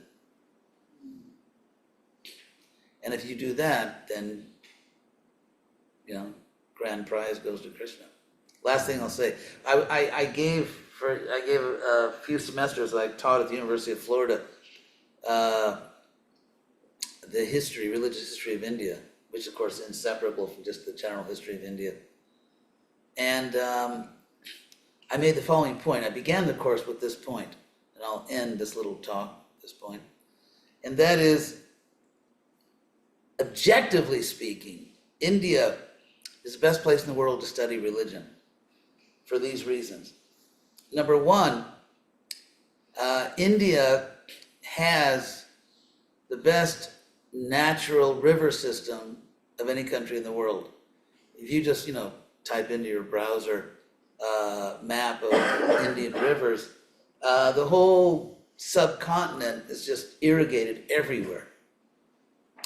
And it has every possible climate, from an Arctic climate up in the Himalayan mountains to like steamy tropical jungles, deserts, everything in between. Which means that in the pre-industrial world, where basically every developed economy was an agrarian economy, India was the richest country in the world. Not to speak of it had an incredible amount of gold and jewels. The Roman Empire had a huge trade deficit with India because India had many things Rome wanted, and Rome didn't have anything India wanted. That's why all the important coastal cities in India, like Mumbai, now what do they call it now, Mumbai, and Chennai, and Madras, Calcutta, they're all European cities. Because India had no real reason to go off sailing looking for gold or spices, because that's where they all were. So India was, in an agrarian world, it was the richest country in the world. In fact, what scholars say, not Hare Krishna, what scholars say is that India, up until, the British kind of stole everything, India had something like 30% of all the wealth in the world. So it was by far the richest country in the world. It had the highest ethical system. There was a gentleman named, oh my God, what's his name? The Greek ambassador, Megasthenes. He was a Greek ambassador to India about 2,300 years ago. And he wrote a book called Indica, which in Greek means about India. It was a bestseller. In the ancient world, it was a bestseller, a book about India. He describes the civilization which is far advanced above other. So for example, if you know anything about Greco-Roman history or any of those histories, really, the ancient world, basically, in ancient warfare, you just sort of killed everybody. Take Alexander the Great, for example, when he was conquering the Persian Empire, that's what he did. The Persians built up this big empire and he just kind of took it. So he would lay siege to a city, and if the city resisted, what you were supposed to do, open the gates of the city, come on in, Alexander, we're waiting for you, dinner's cooking. That's what you're supposed to do. If you made the Greeks fight, it was like, because some of the Greeks would be killed, and it was just a huge mess for them to have to lay siege to a city. Therefore, because they were going down the road to dozens of cities, they would basically kill everybody, kill all the men, rape all the women, sell everybody into slavery, destroy the city. Why? So then the next city down the road is not going to make us go through this whole thing again. So that was standard. Romans also laid siege, surrender, and you'll get a deal. Don't surrender, we basically just annihilate everything. In India, it was completely different. That was the standard in ancient warfare outside of India. In India, Megasthenes mentions, this Greek ambassador mentions, that in India, no one will ever harm a non-combatant. It would be like, let's say, a college football game if these big guys sort of run up into the stands and start, bashing the spectators. You don't do that. You don't tackle the people in the stands. In fact, Megasthenes says there could be a pitched battle going on, this, battle. And just down the road, there's a farmer just plowing his field. It's like, okay, that's not my business. Let these fools fight each other. So it was the only country in the world that had animal rights. There were animal hospitals in India back then. Animal rights. They didn't exploit people from other countries. There was a whole ministry in the government that guaranteed that no foreign visitor to India was taken advantage of, was cheated in any way. If a foreigner died in India, the government would step in and take care of all the costs. They patronized the arts. Everyone with artistic talent didn't have to worry about money. And the center of everything was self-realization. And then, of course, you had invasions and on and on and on. So this is not, in my recommending to you this culture, you're not a guinea pig. Not like I'm some, so-called wannabe guru and I'm trying to test out my latest mystical theory on you or something. This worked for thousands of years and produced the greatest, and Krishna spoke Bhagavad Gita. People say there's so many religions, they all say they're right. Well, there are two kinds of monotheism. One is tribal monotheism. My God can beat up your God. Or I have the real God, you have a false God. Very lowbrow, very tribal. The other kind of monotheism is philosophical monotheism. So in the only two places on earth where independently, autonomously, complete systematic philosophy emerged, that only happened in two places in the world: India and Europe. China, they had wisdom traditions, but not systematic philosophy. Same for Japan. So in those areas, in the Indo-European world, there was philosophical monotheism. So if you've come to the philosophical conclusion, which is the rational one, that there's ultimately one God that's the source of everything. And I've come to the same conclusion. The details are just the details. You think a prophet appeared here, someone thinks the Son of God went there, someone thinks an avatar showed up in another county. The point is, it's all the same idea. And if God is really infinitely merciful, obviously God is going to send culturally appropriate avatars to different places. And that was the Greco-Roman view. That, in fact, they call it the Interpretatio Graeca, the Greek interpretation, which the Romans completely accepted. And they stated this openly. If you look at the ancient writers, they said that there's only one God, one divine power, but different people use different names. And Alexander the Great, he wanted to unite the world. I mean, that was, and by religious syncretism, we're all worshiping the same God. Culturally, we may have different religions or different ethnicities, but it's all the same one divine power. Philosophical monotheism. So people that say religions have caused most of the wars obviously have not studied history very well.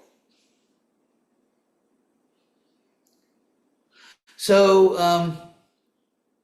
anyway, I'll stop here. But yeah, let's do this. Let's do planet Earth. I mean, we can fix it. We can actually do that. Whatever talent, whatever ability you have. And I mean, it's so noble. I mean, again, George Harrison is a really good guy. And, that was an example. He sold millions and millions and millions of records trying to do the right thing.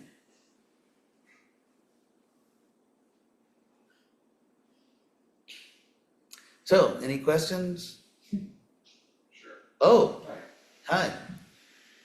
I'm admittedly still pretty new to all this. But that was all very helpful. But a question that keeps coming up to me is, how can I have a personal relationship with a transcendental God, right? It feels to me like Frodo having a relationship with Tolkien. No. Right? No, because, I would turn the question around and say, how could you not have a relationship? Because you are equally transcendental. You are equally transcendental. The problem is, you've forgotten you are. And where did Prabhupada say that? When he first arrived in London for the first time, and he was so happy because his disciples had gone ahead, and they met the Beatles and all these other people. And so they had a press conference in the airport. And one of the reporters said, "What have you come to teach?" And Prabhupada said, "I've come to teach what you've forgotten." And so we're all originally Krishna conscious. You are a completely pure spiritual being. You just forgot it. And so the process of connecting to Krishna is a remembering process. There's this one incredibly poignant verse in the Bhagavatam. It's in, actually, I'm a Gita Bhagavatam thumper also. It's 4th canto, chapter 28, verse 51, I believe. And it's this beautiful story. It's actually it's for an allegory. But then the author at Narada explains what it means in the original text. And so there's a soul who's suffering, who's grieving, and is feeling sort of hopeless. And then Krishna himself comes to that person and says to him, Krishna comes to this soul and says, "Api smarasi mam." Do you remember me? Do you remember that once you had a dear friend, but now you've forgotten that friend? And that you left me because you wanted to exploit the material world in various ways. But actually our real home is in another place. And interestingly, the word for home there in Sanskrit is okas, from which we get the English word ecology, from the Greek. So that's Krishna, that's what Krishna's saying. Do you remember me? You are transcendental. because you're part of Krishna, you're part of God. So it's not pretentious. It would be silly to think that we cannot. First of all, how could let's say our worldly parents be more loving than God? I mean, if our parents, if you have good parents, they love their children, how could God love us less?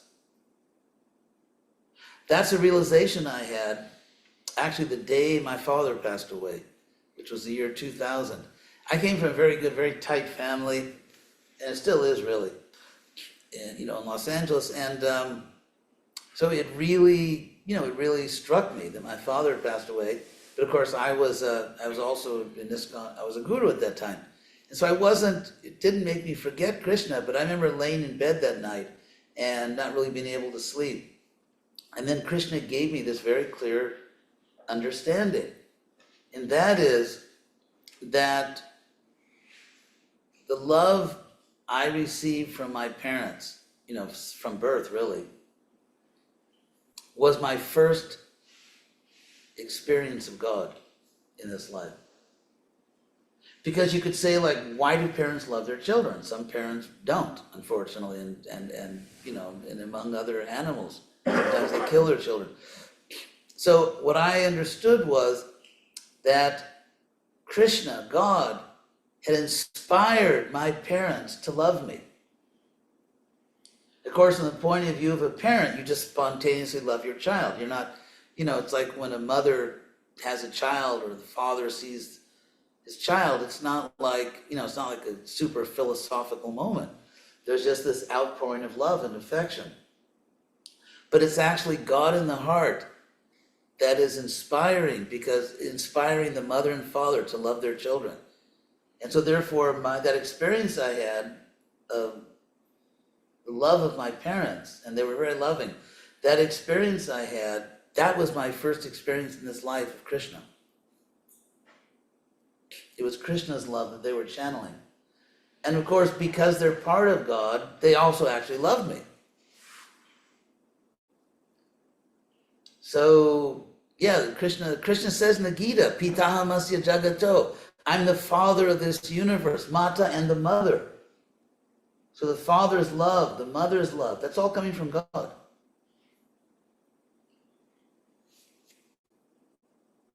So that's good news for you.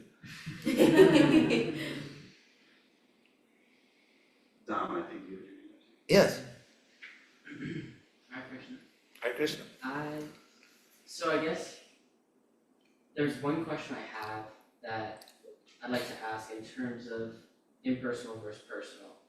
I guess my perception was that impersonal meant that there's no way to know or describe God whatsoever.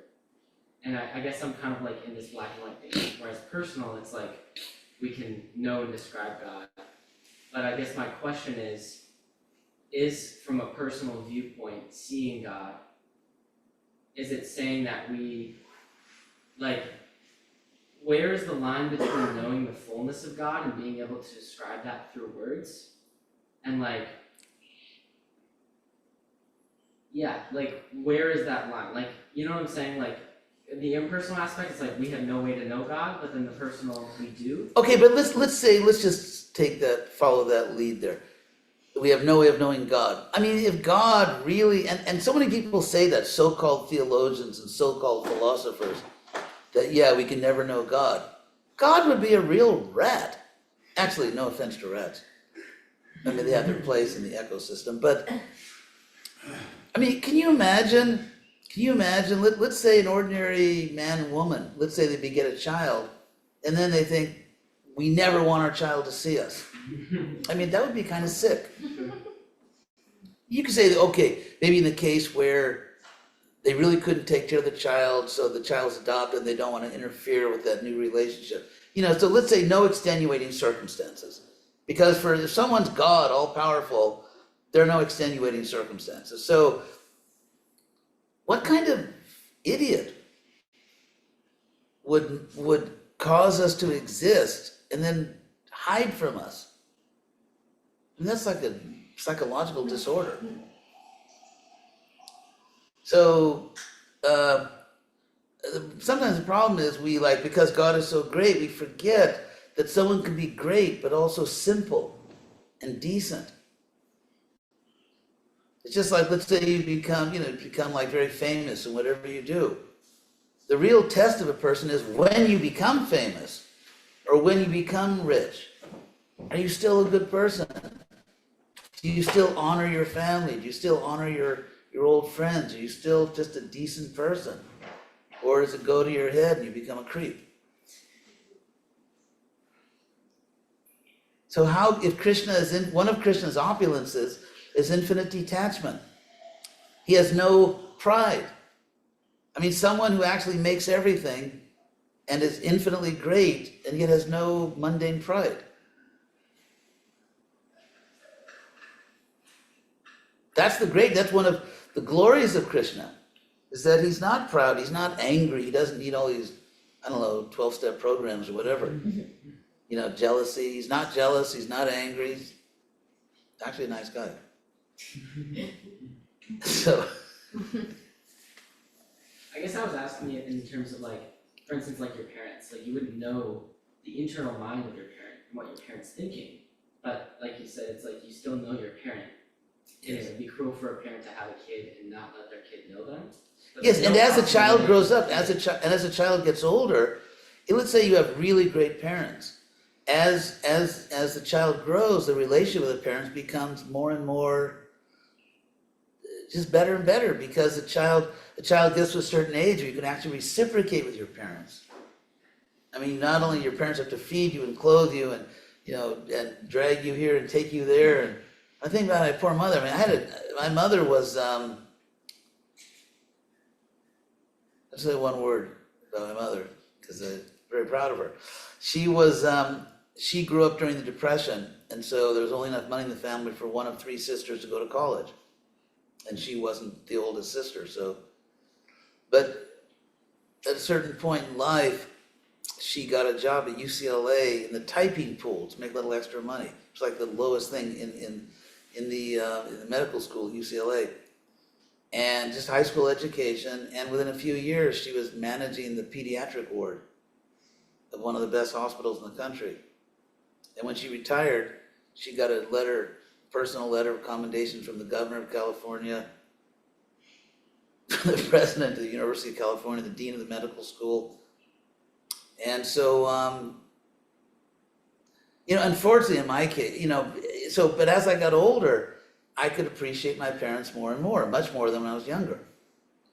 So as you mature in Krishna consciousness, you grow into a very powerful relationship with Krishna.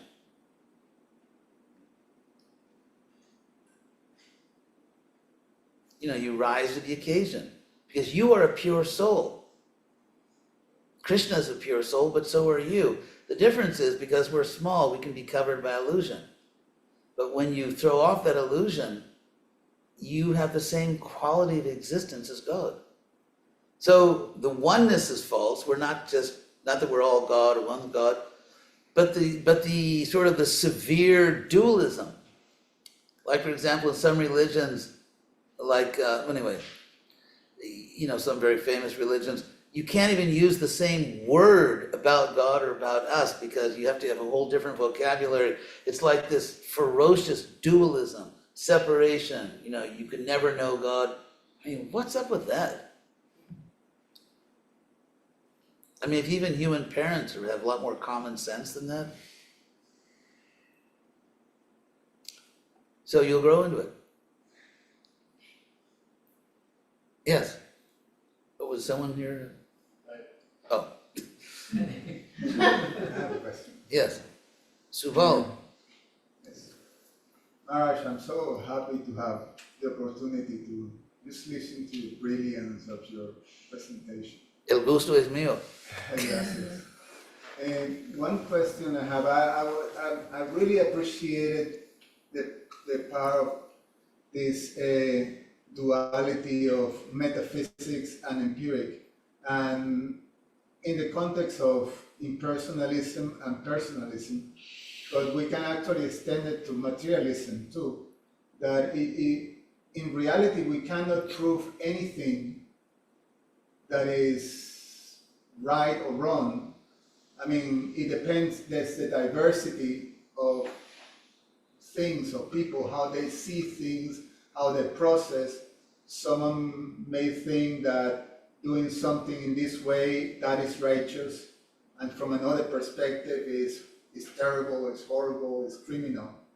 So then the part that you say, without connecting to the absolute, then nothing makes sense. So that connection to the absolute, if you can explain to us, this organization that Krishna gives when he creates this whole place, that he has guidelines, that he has procedures, all the things that allow us to have substance to something that is impossible to have if we are not connected to that. So how important it is for us to understand, to have that universal sort of grounding reality that we can all connect and know that is beauty is then we can experience real beauty, then we can experience real right and wrong, we can understand all that. So if you can speak a little bit about how important for us is to, you talk a little bit about organization, but to be connected to this transcendental knowledge of how to see things in a Right. proper perspective. Well, tell me if I'm addressing your real concern, but it's the whole purpose of our life. That's what Prabhupada used to emphasize that all the time, that animals, actually, they can be more sexually prolific than human beings, if that's supposed to be like a trophy or something. And they can run faster than we can, they can do all kinds of things, better than we can. But human life has this opportunity to understand God. And so we're meant for that. That's the purpose of our life. And everything will fall into place. So it's interesting because the secret of harmony, trying to glue this country back together, what ultimately unites us, not our political views, not our economic status, but what really unites us is that we're all family. We're all part of God. There's a story when they were trying to finish the US Constitution, and it was still like touch and go, like, is this gonna work? We're going to be able to make the country because we don't make a constitution, and we're all divided. And in the Federalist Papers, actually, Hamilton wrote this. Different European countries will pick us off one by one, these states, if we're not united. So it was really not clear it was even going to work, that there would be a country. And they couldn't agree on the Constitution. So at one point, Benjamin Franklin stood up and said, the real problem here is that we've forgotten God. So they just stopped the proceedings, took an hour just to meditate on God, pray to God. And then they reconvened and they passed the Constitution. So,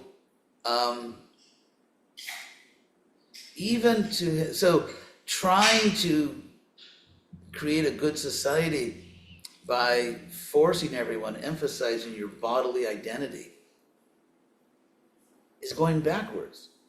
Because what really unites us is that all of us are equally souls. And therefore, it's irrelevant what kind of body you have. I mean, in terms of the respect that I owe to you, has nothing to do with the body you have. It doesn't matter, race, gender, this, that, ethnicity.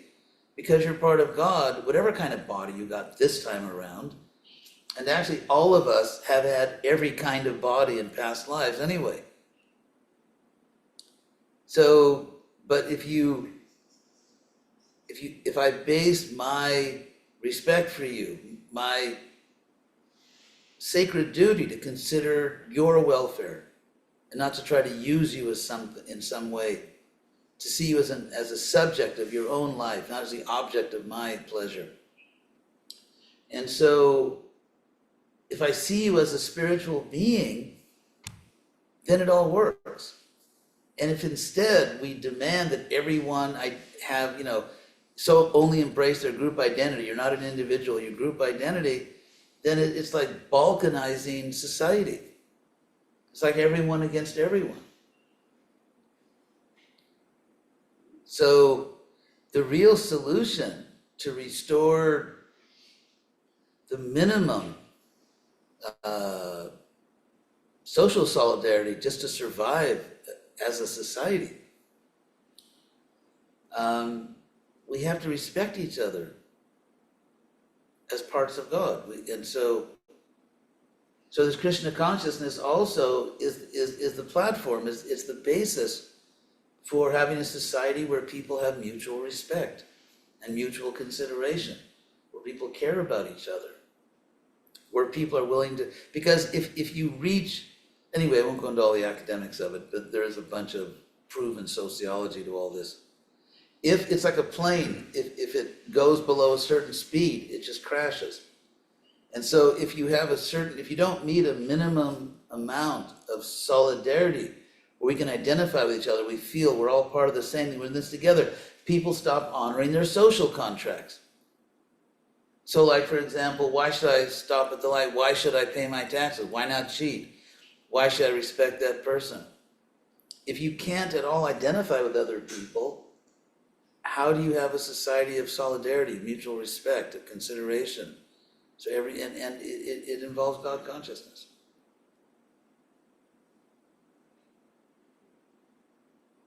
So seeing everyone as a body, and you don't have the same kind of body I do, or that's just a recipe for dissolving the social contract. Especially in America now, which has become so diverse. I mean, the whole world's in America. People from every country in the world live in America. And so if we're just going to talk about people's bodies, then what hope is there? To have 300 different little bodily interest groups all fighting each other. The solution is that it doesn't matter what kind of body you have. It's irrelevant. You're part of God. Therefore, I must respect you. I must be concerned about your well-being. And that has nothing to do with whatever kind of body you have. Yes. Hey. I'm kind of new to this, but I really love what you're saying, and it's really hitting on something that has really, I can't stop thinking about it, is how do we bring harmony to people that just don't care? That power, they're so wrapped up in Maya. They're so wrapped up in power. And it's sort of it's the people that have the control, the power, the microphone. Sincerely, how do we really bring that to them? That we are all God, we are all God. Together, we are God. And something that I noticed about in the Bhagavad Gita, and forgive me, first time, and I haven't even finished it yet, but something that stuck out to me was one of the things said, the importance of not loving a crowd, of loving your time alone. Because, and I get this, when I'm individually talking to people, I feel like we're more able to connect as human beings on a one-on-one level. I've often thought, if you put a bunch of high schoolers, if you made them go through some sort of ethical training before sending them out into the world, where they got paired up with someone completely opposite to them, that they hate, maybe their family hates their kind of people or whatever, and made them work on a serious project where their life depended on it. Something, a moment where you get brought together, you can really see the humanity in another human being, and empathy develops. Yeah. And then you can bring that, that's travel, but really being in it, not westernized being the travel and, like really get into it and like even let your ego down and just be there with them as they are. Yes, that's spiritual training. So a couple of points you made I wanted to comment on. One is that it's true, actually social science has shown that people's empathy goes down in direct proportion to their wealth or power going up. Oh, yeah. Yeah, and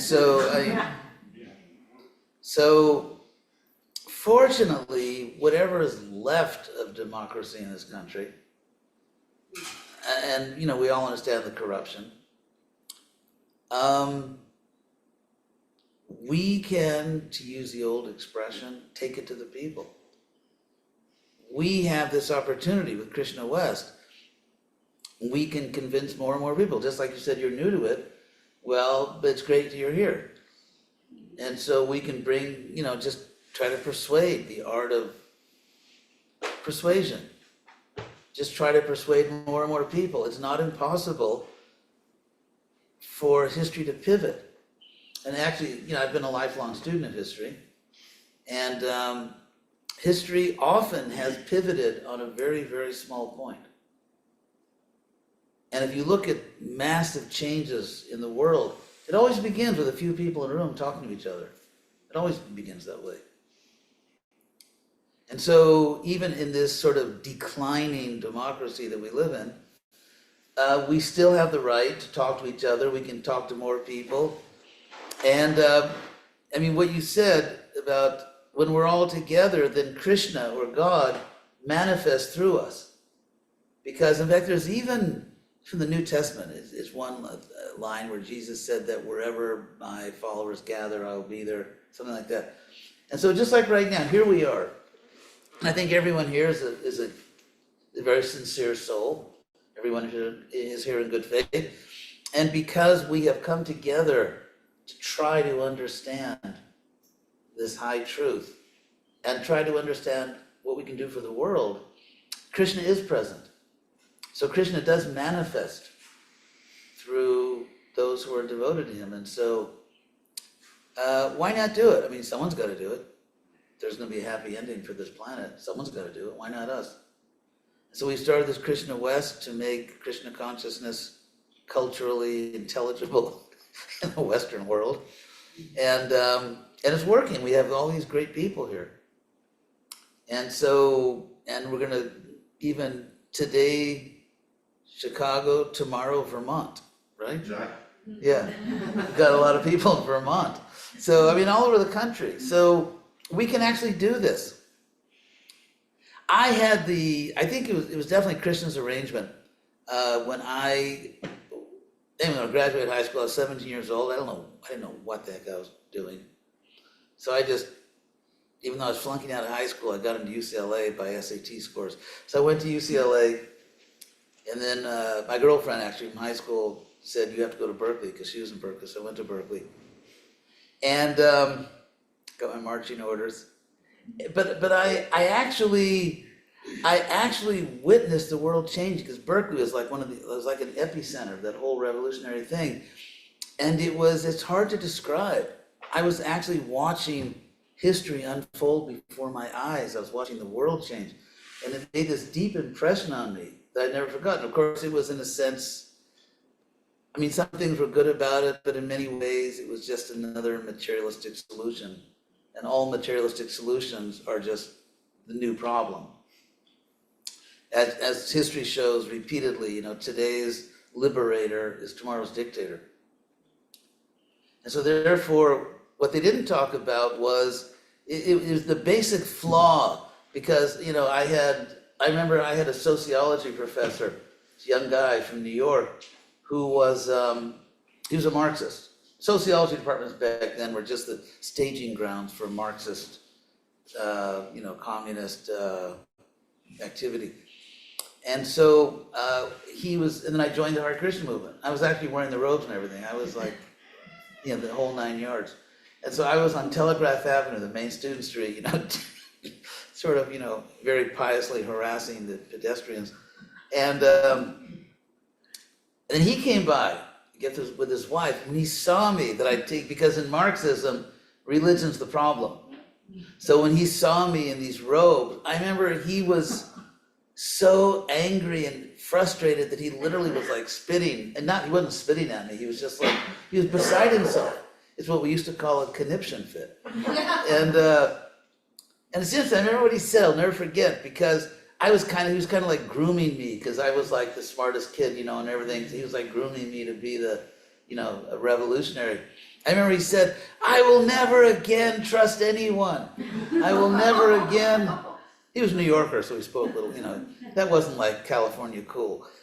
He was from New York. But anyway, he was, I remember that, he was beside himself. His wife was like trying to calm him down, I'll never again. So we tried that. Actually, anyway, I'm an academic dean also, among my other nefarious activities. And so I remember I gave this talk recently at an academic conference in which I was showing that, anyway, I won't give the whole talk here, about how totalitarianism entered into Western civilization, actually through the Christian notion of a devil, of an absolute evil. And that's actually how, and so it became absolutely necessary not only to control people did, but what they thought. And that was actually the beginning in the Western world of totalitarianism. And then, you know, dialectically, thesis produced its equal and opposite antithesis. And that produced these things like these genocidal mundane ideologies.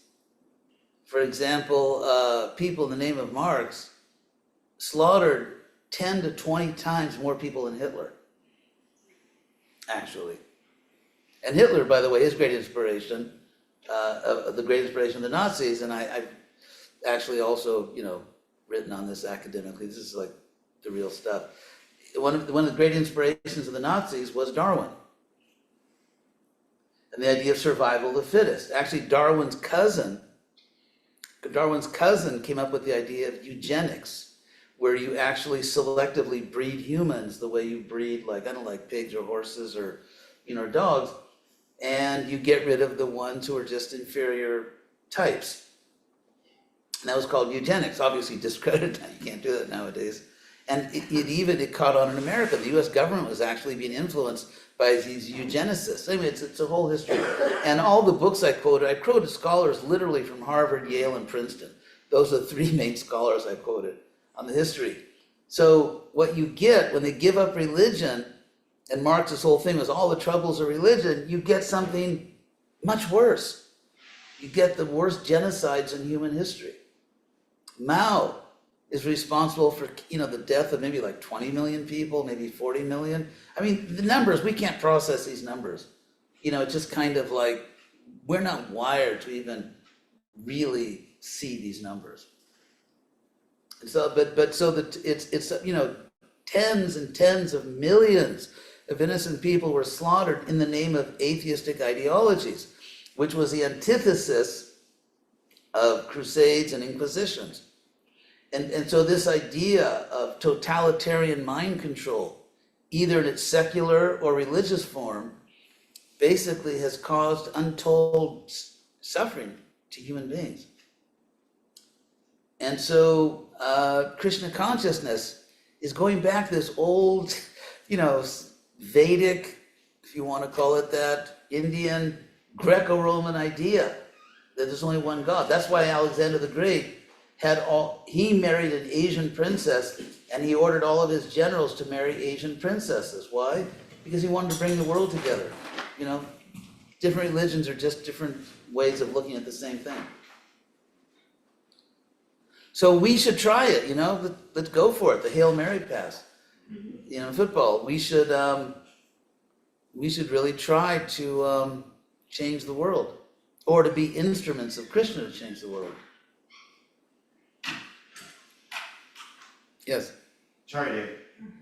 Hare Krishna. Well, Hare Krishna.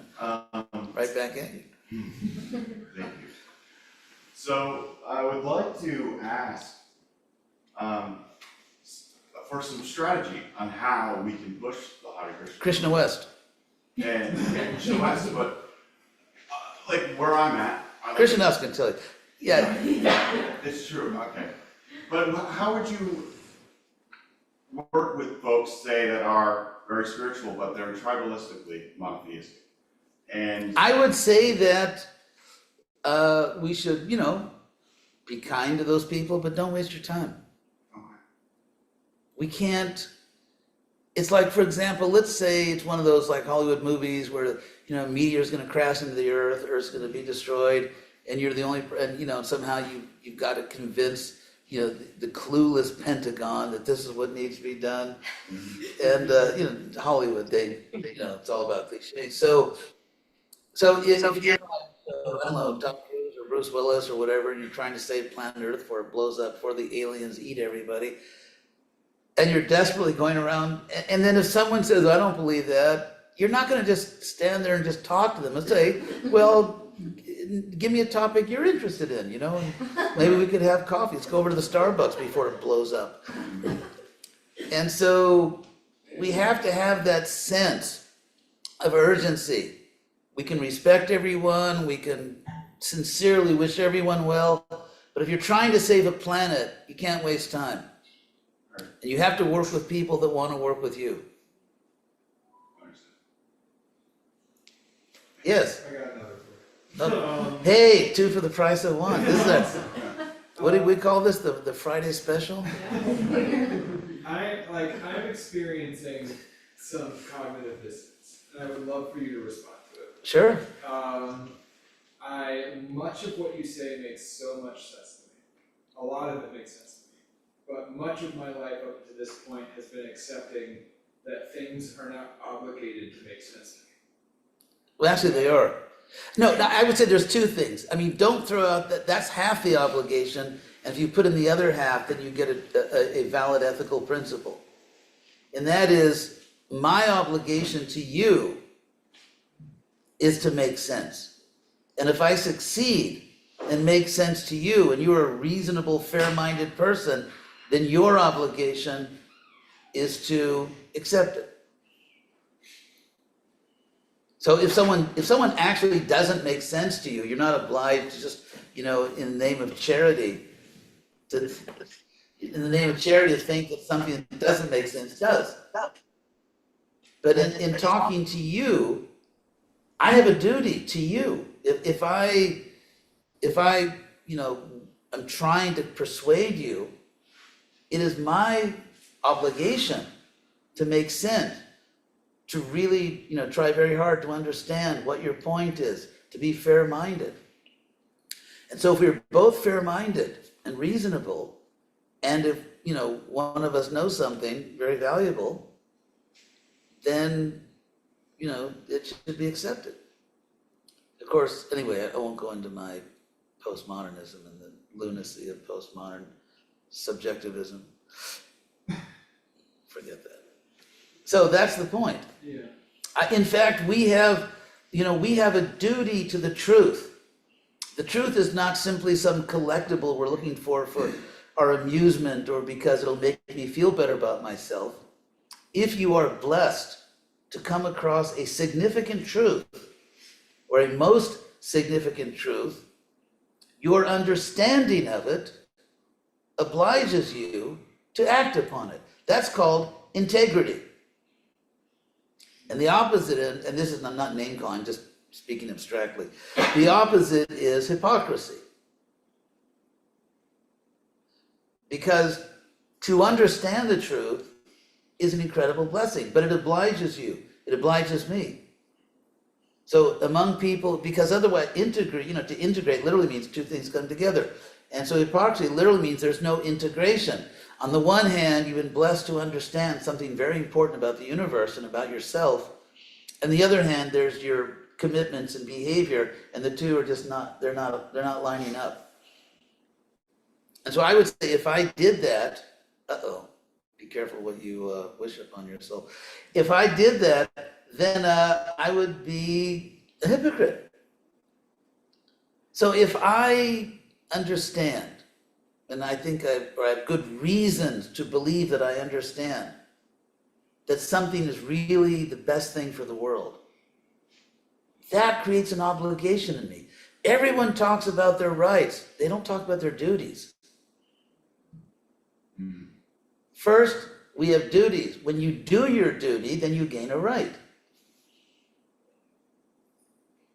It's just like, let's say, for example, you're a first responder. You have to be trained. You have to do your duty. You have to be, and if you do that, then you have the right to do things like smash windows and, take people out of houses.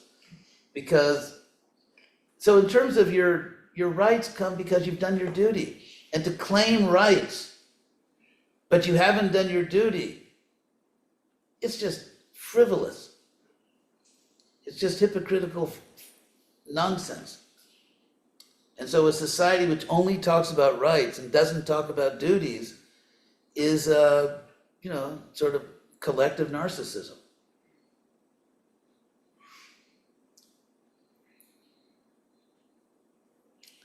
So if we do our duty to ourselves and to each other, we'll get somewhere.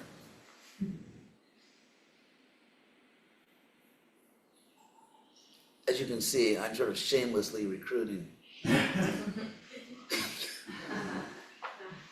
And because the world really needs it. So, anything else? Yes. Raj, you're so pragmatic in how you do, how you bring Krishna consciousness to the world. And with all the experience that you have, what would you tell us will be something that we can absorb and understand how to cooperate with each other? Right. Your experience as being part of an institution that is full of diversity, is full of complexities and all these things. This principle of cooperation that is so important for us to understand, to actually being able to pragmatically. Yeah. Okay, one practical thing is, for example, there's a Hare Krishna movement, ISKCON, International Society for Krishna Consciousness, led by Prabhupada. And so Prabhupada fought for the right of his disciples, again, some of his disciples didn't get it, that each one of us can be ourselves. Every one of us can bring our special talent, to service. We can all serve in our own way.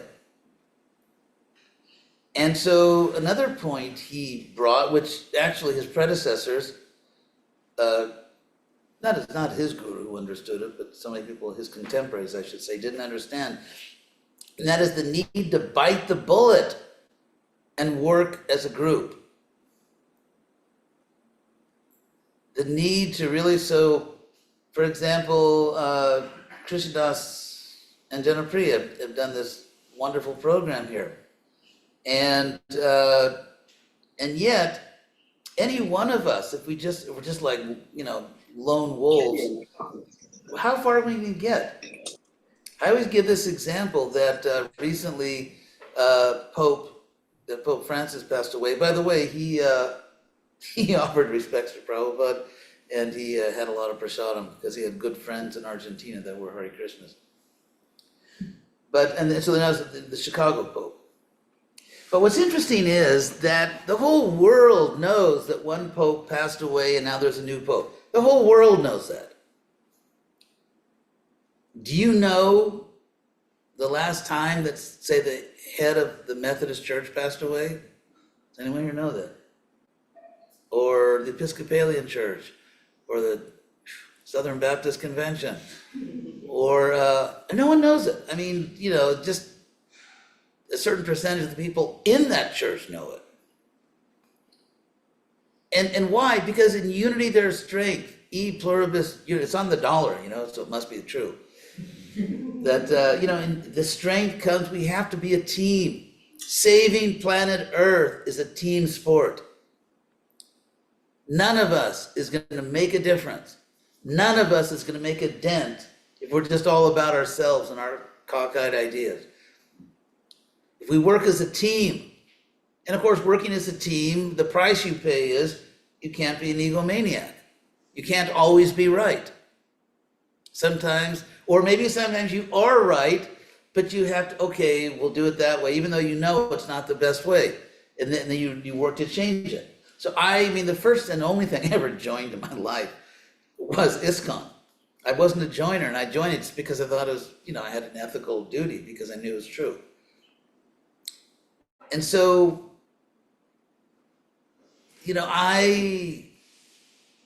I've come up with this thing, Krishna West.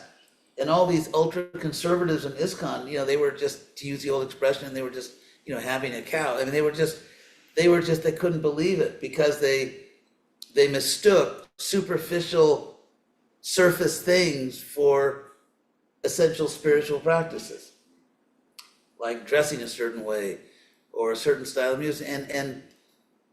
But I remained loyal because I knew that if ISKCON in some ways is not understanding some very important things about what it takes to save this planet, then I have to help. It may be very difficult. I may have to take a lot of, what's that old word, guff? I may have to, people may criticize what they did, but it's like your family, you don't reject your family because they disagree with you on certain things. And so, and within the Hare Krishna movement, there's so much freedom. My God, there's almost too much. It's almost like, in other words, there is no long arm of the Hare Krishna law that's going to come and, and suddenly be a knock at the door, and, we're all crying as Krishna Das is led off in handcuffs to some kind of, Hare Krishna gulag.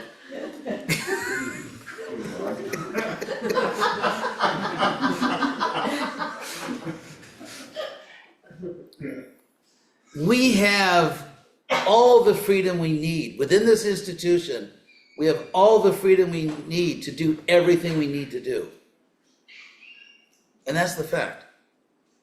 It's like America. I mean, how many things in America are we dissatisfied with? I mean, anyone got a few thousand years, we'll make a list. But the point is that in this country, and Prabhupada remembered, just before he left this world, before he passed away, he remembered with tears in his eyes how the Americans had helped him. And he was saying that, I came to this country, I was penniless, I was alone, and the Americans, they helped me. And therefore there's a Hare Krishna movement. And so we have all the freedom we need, we have all the knowledge we need, we just have to give up our selfishness and just act for the benefit of the world. And that will be the greatest benefit for ourselves.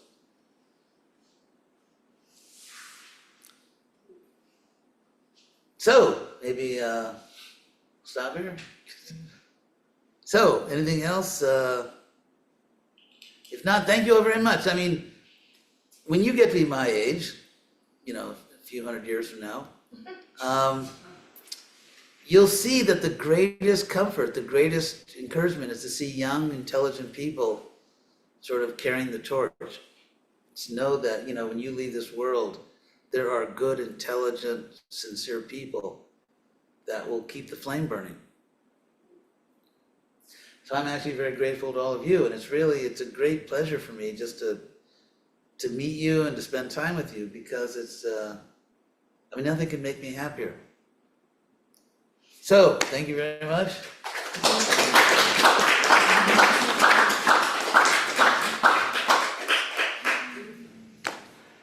So I better get back, it's past my bedtime. And we'll see you back here tomorrow. Yes, absolutely. We have a very special evening tomorrow with initiations of 3 of our members. So. Oh yeah, tomorrow we're having, don't miss it, initiation. Don't miss it. Oh, could you click on that or see what has to be? Click on what? Hare Krishna.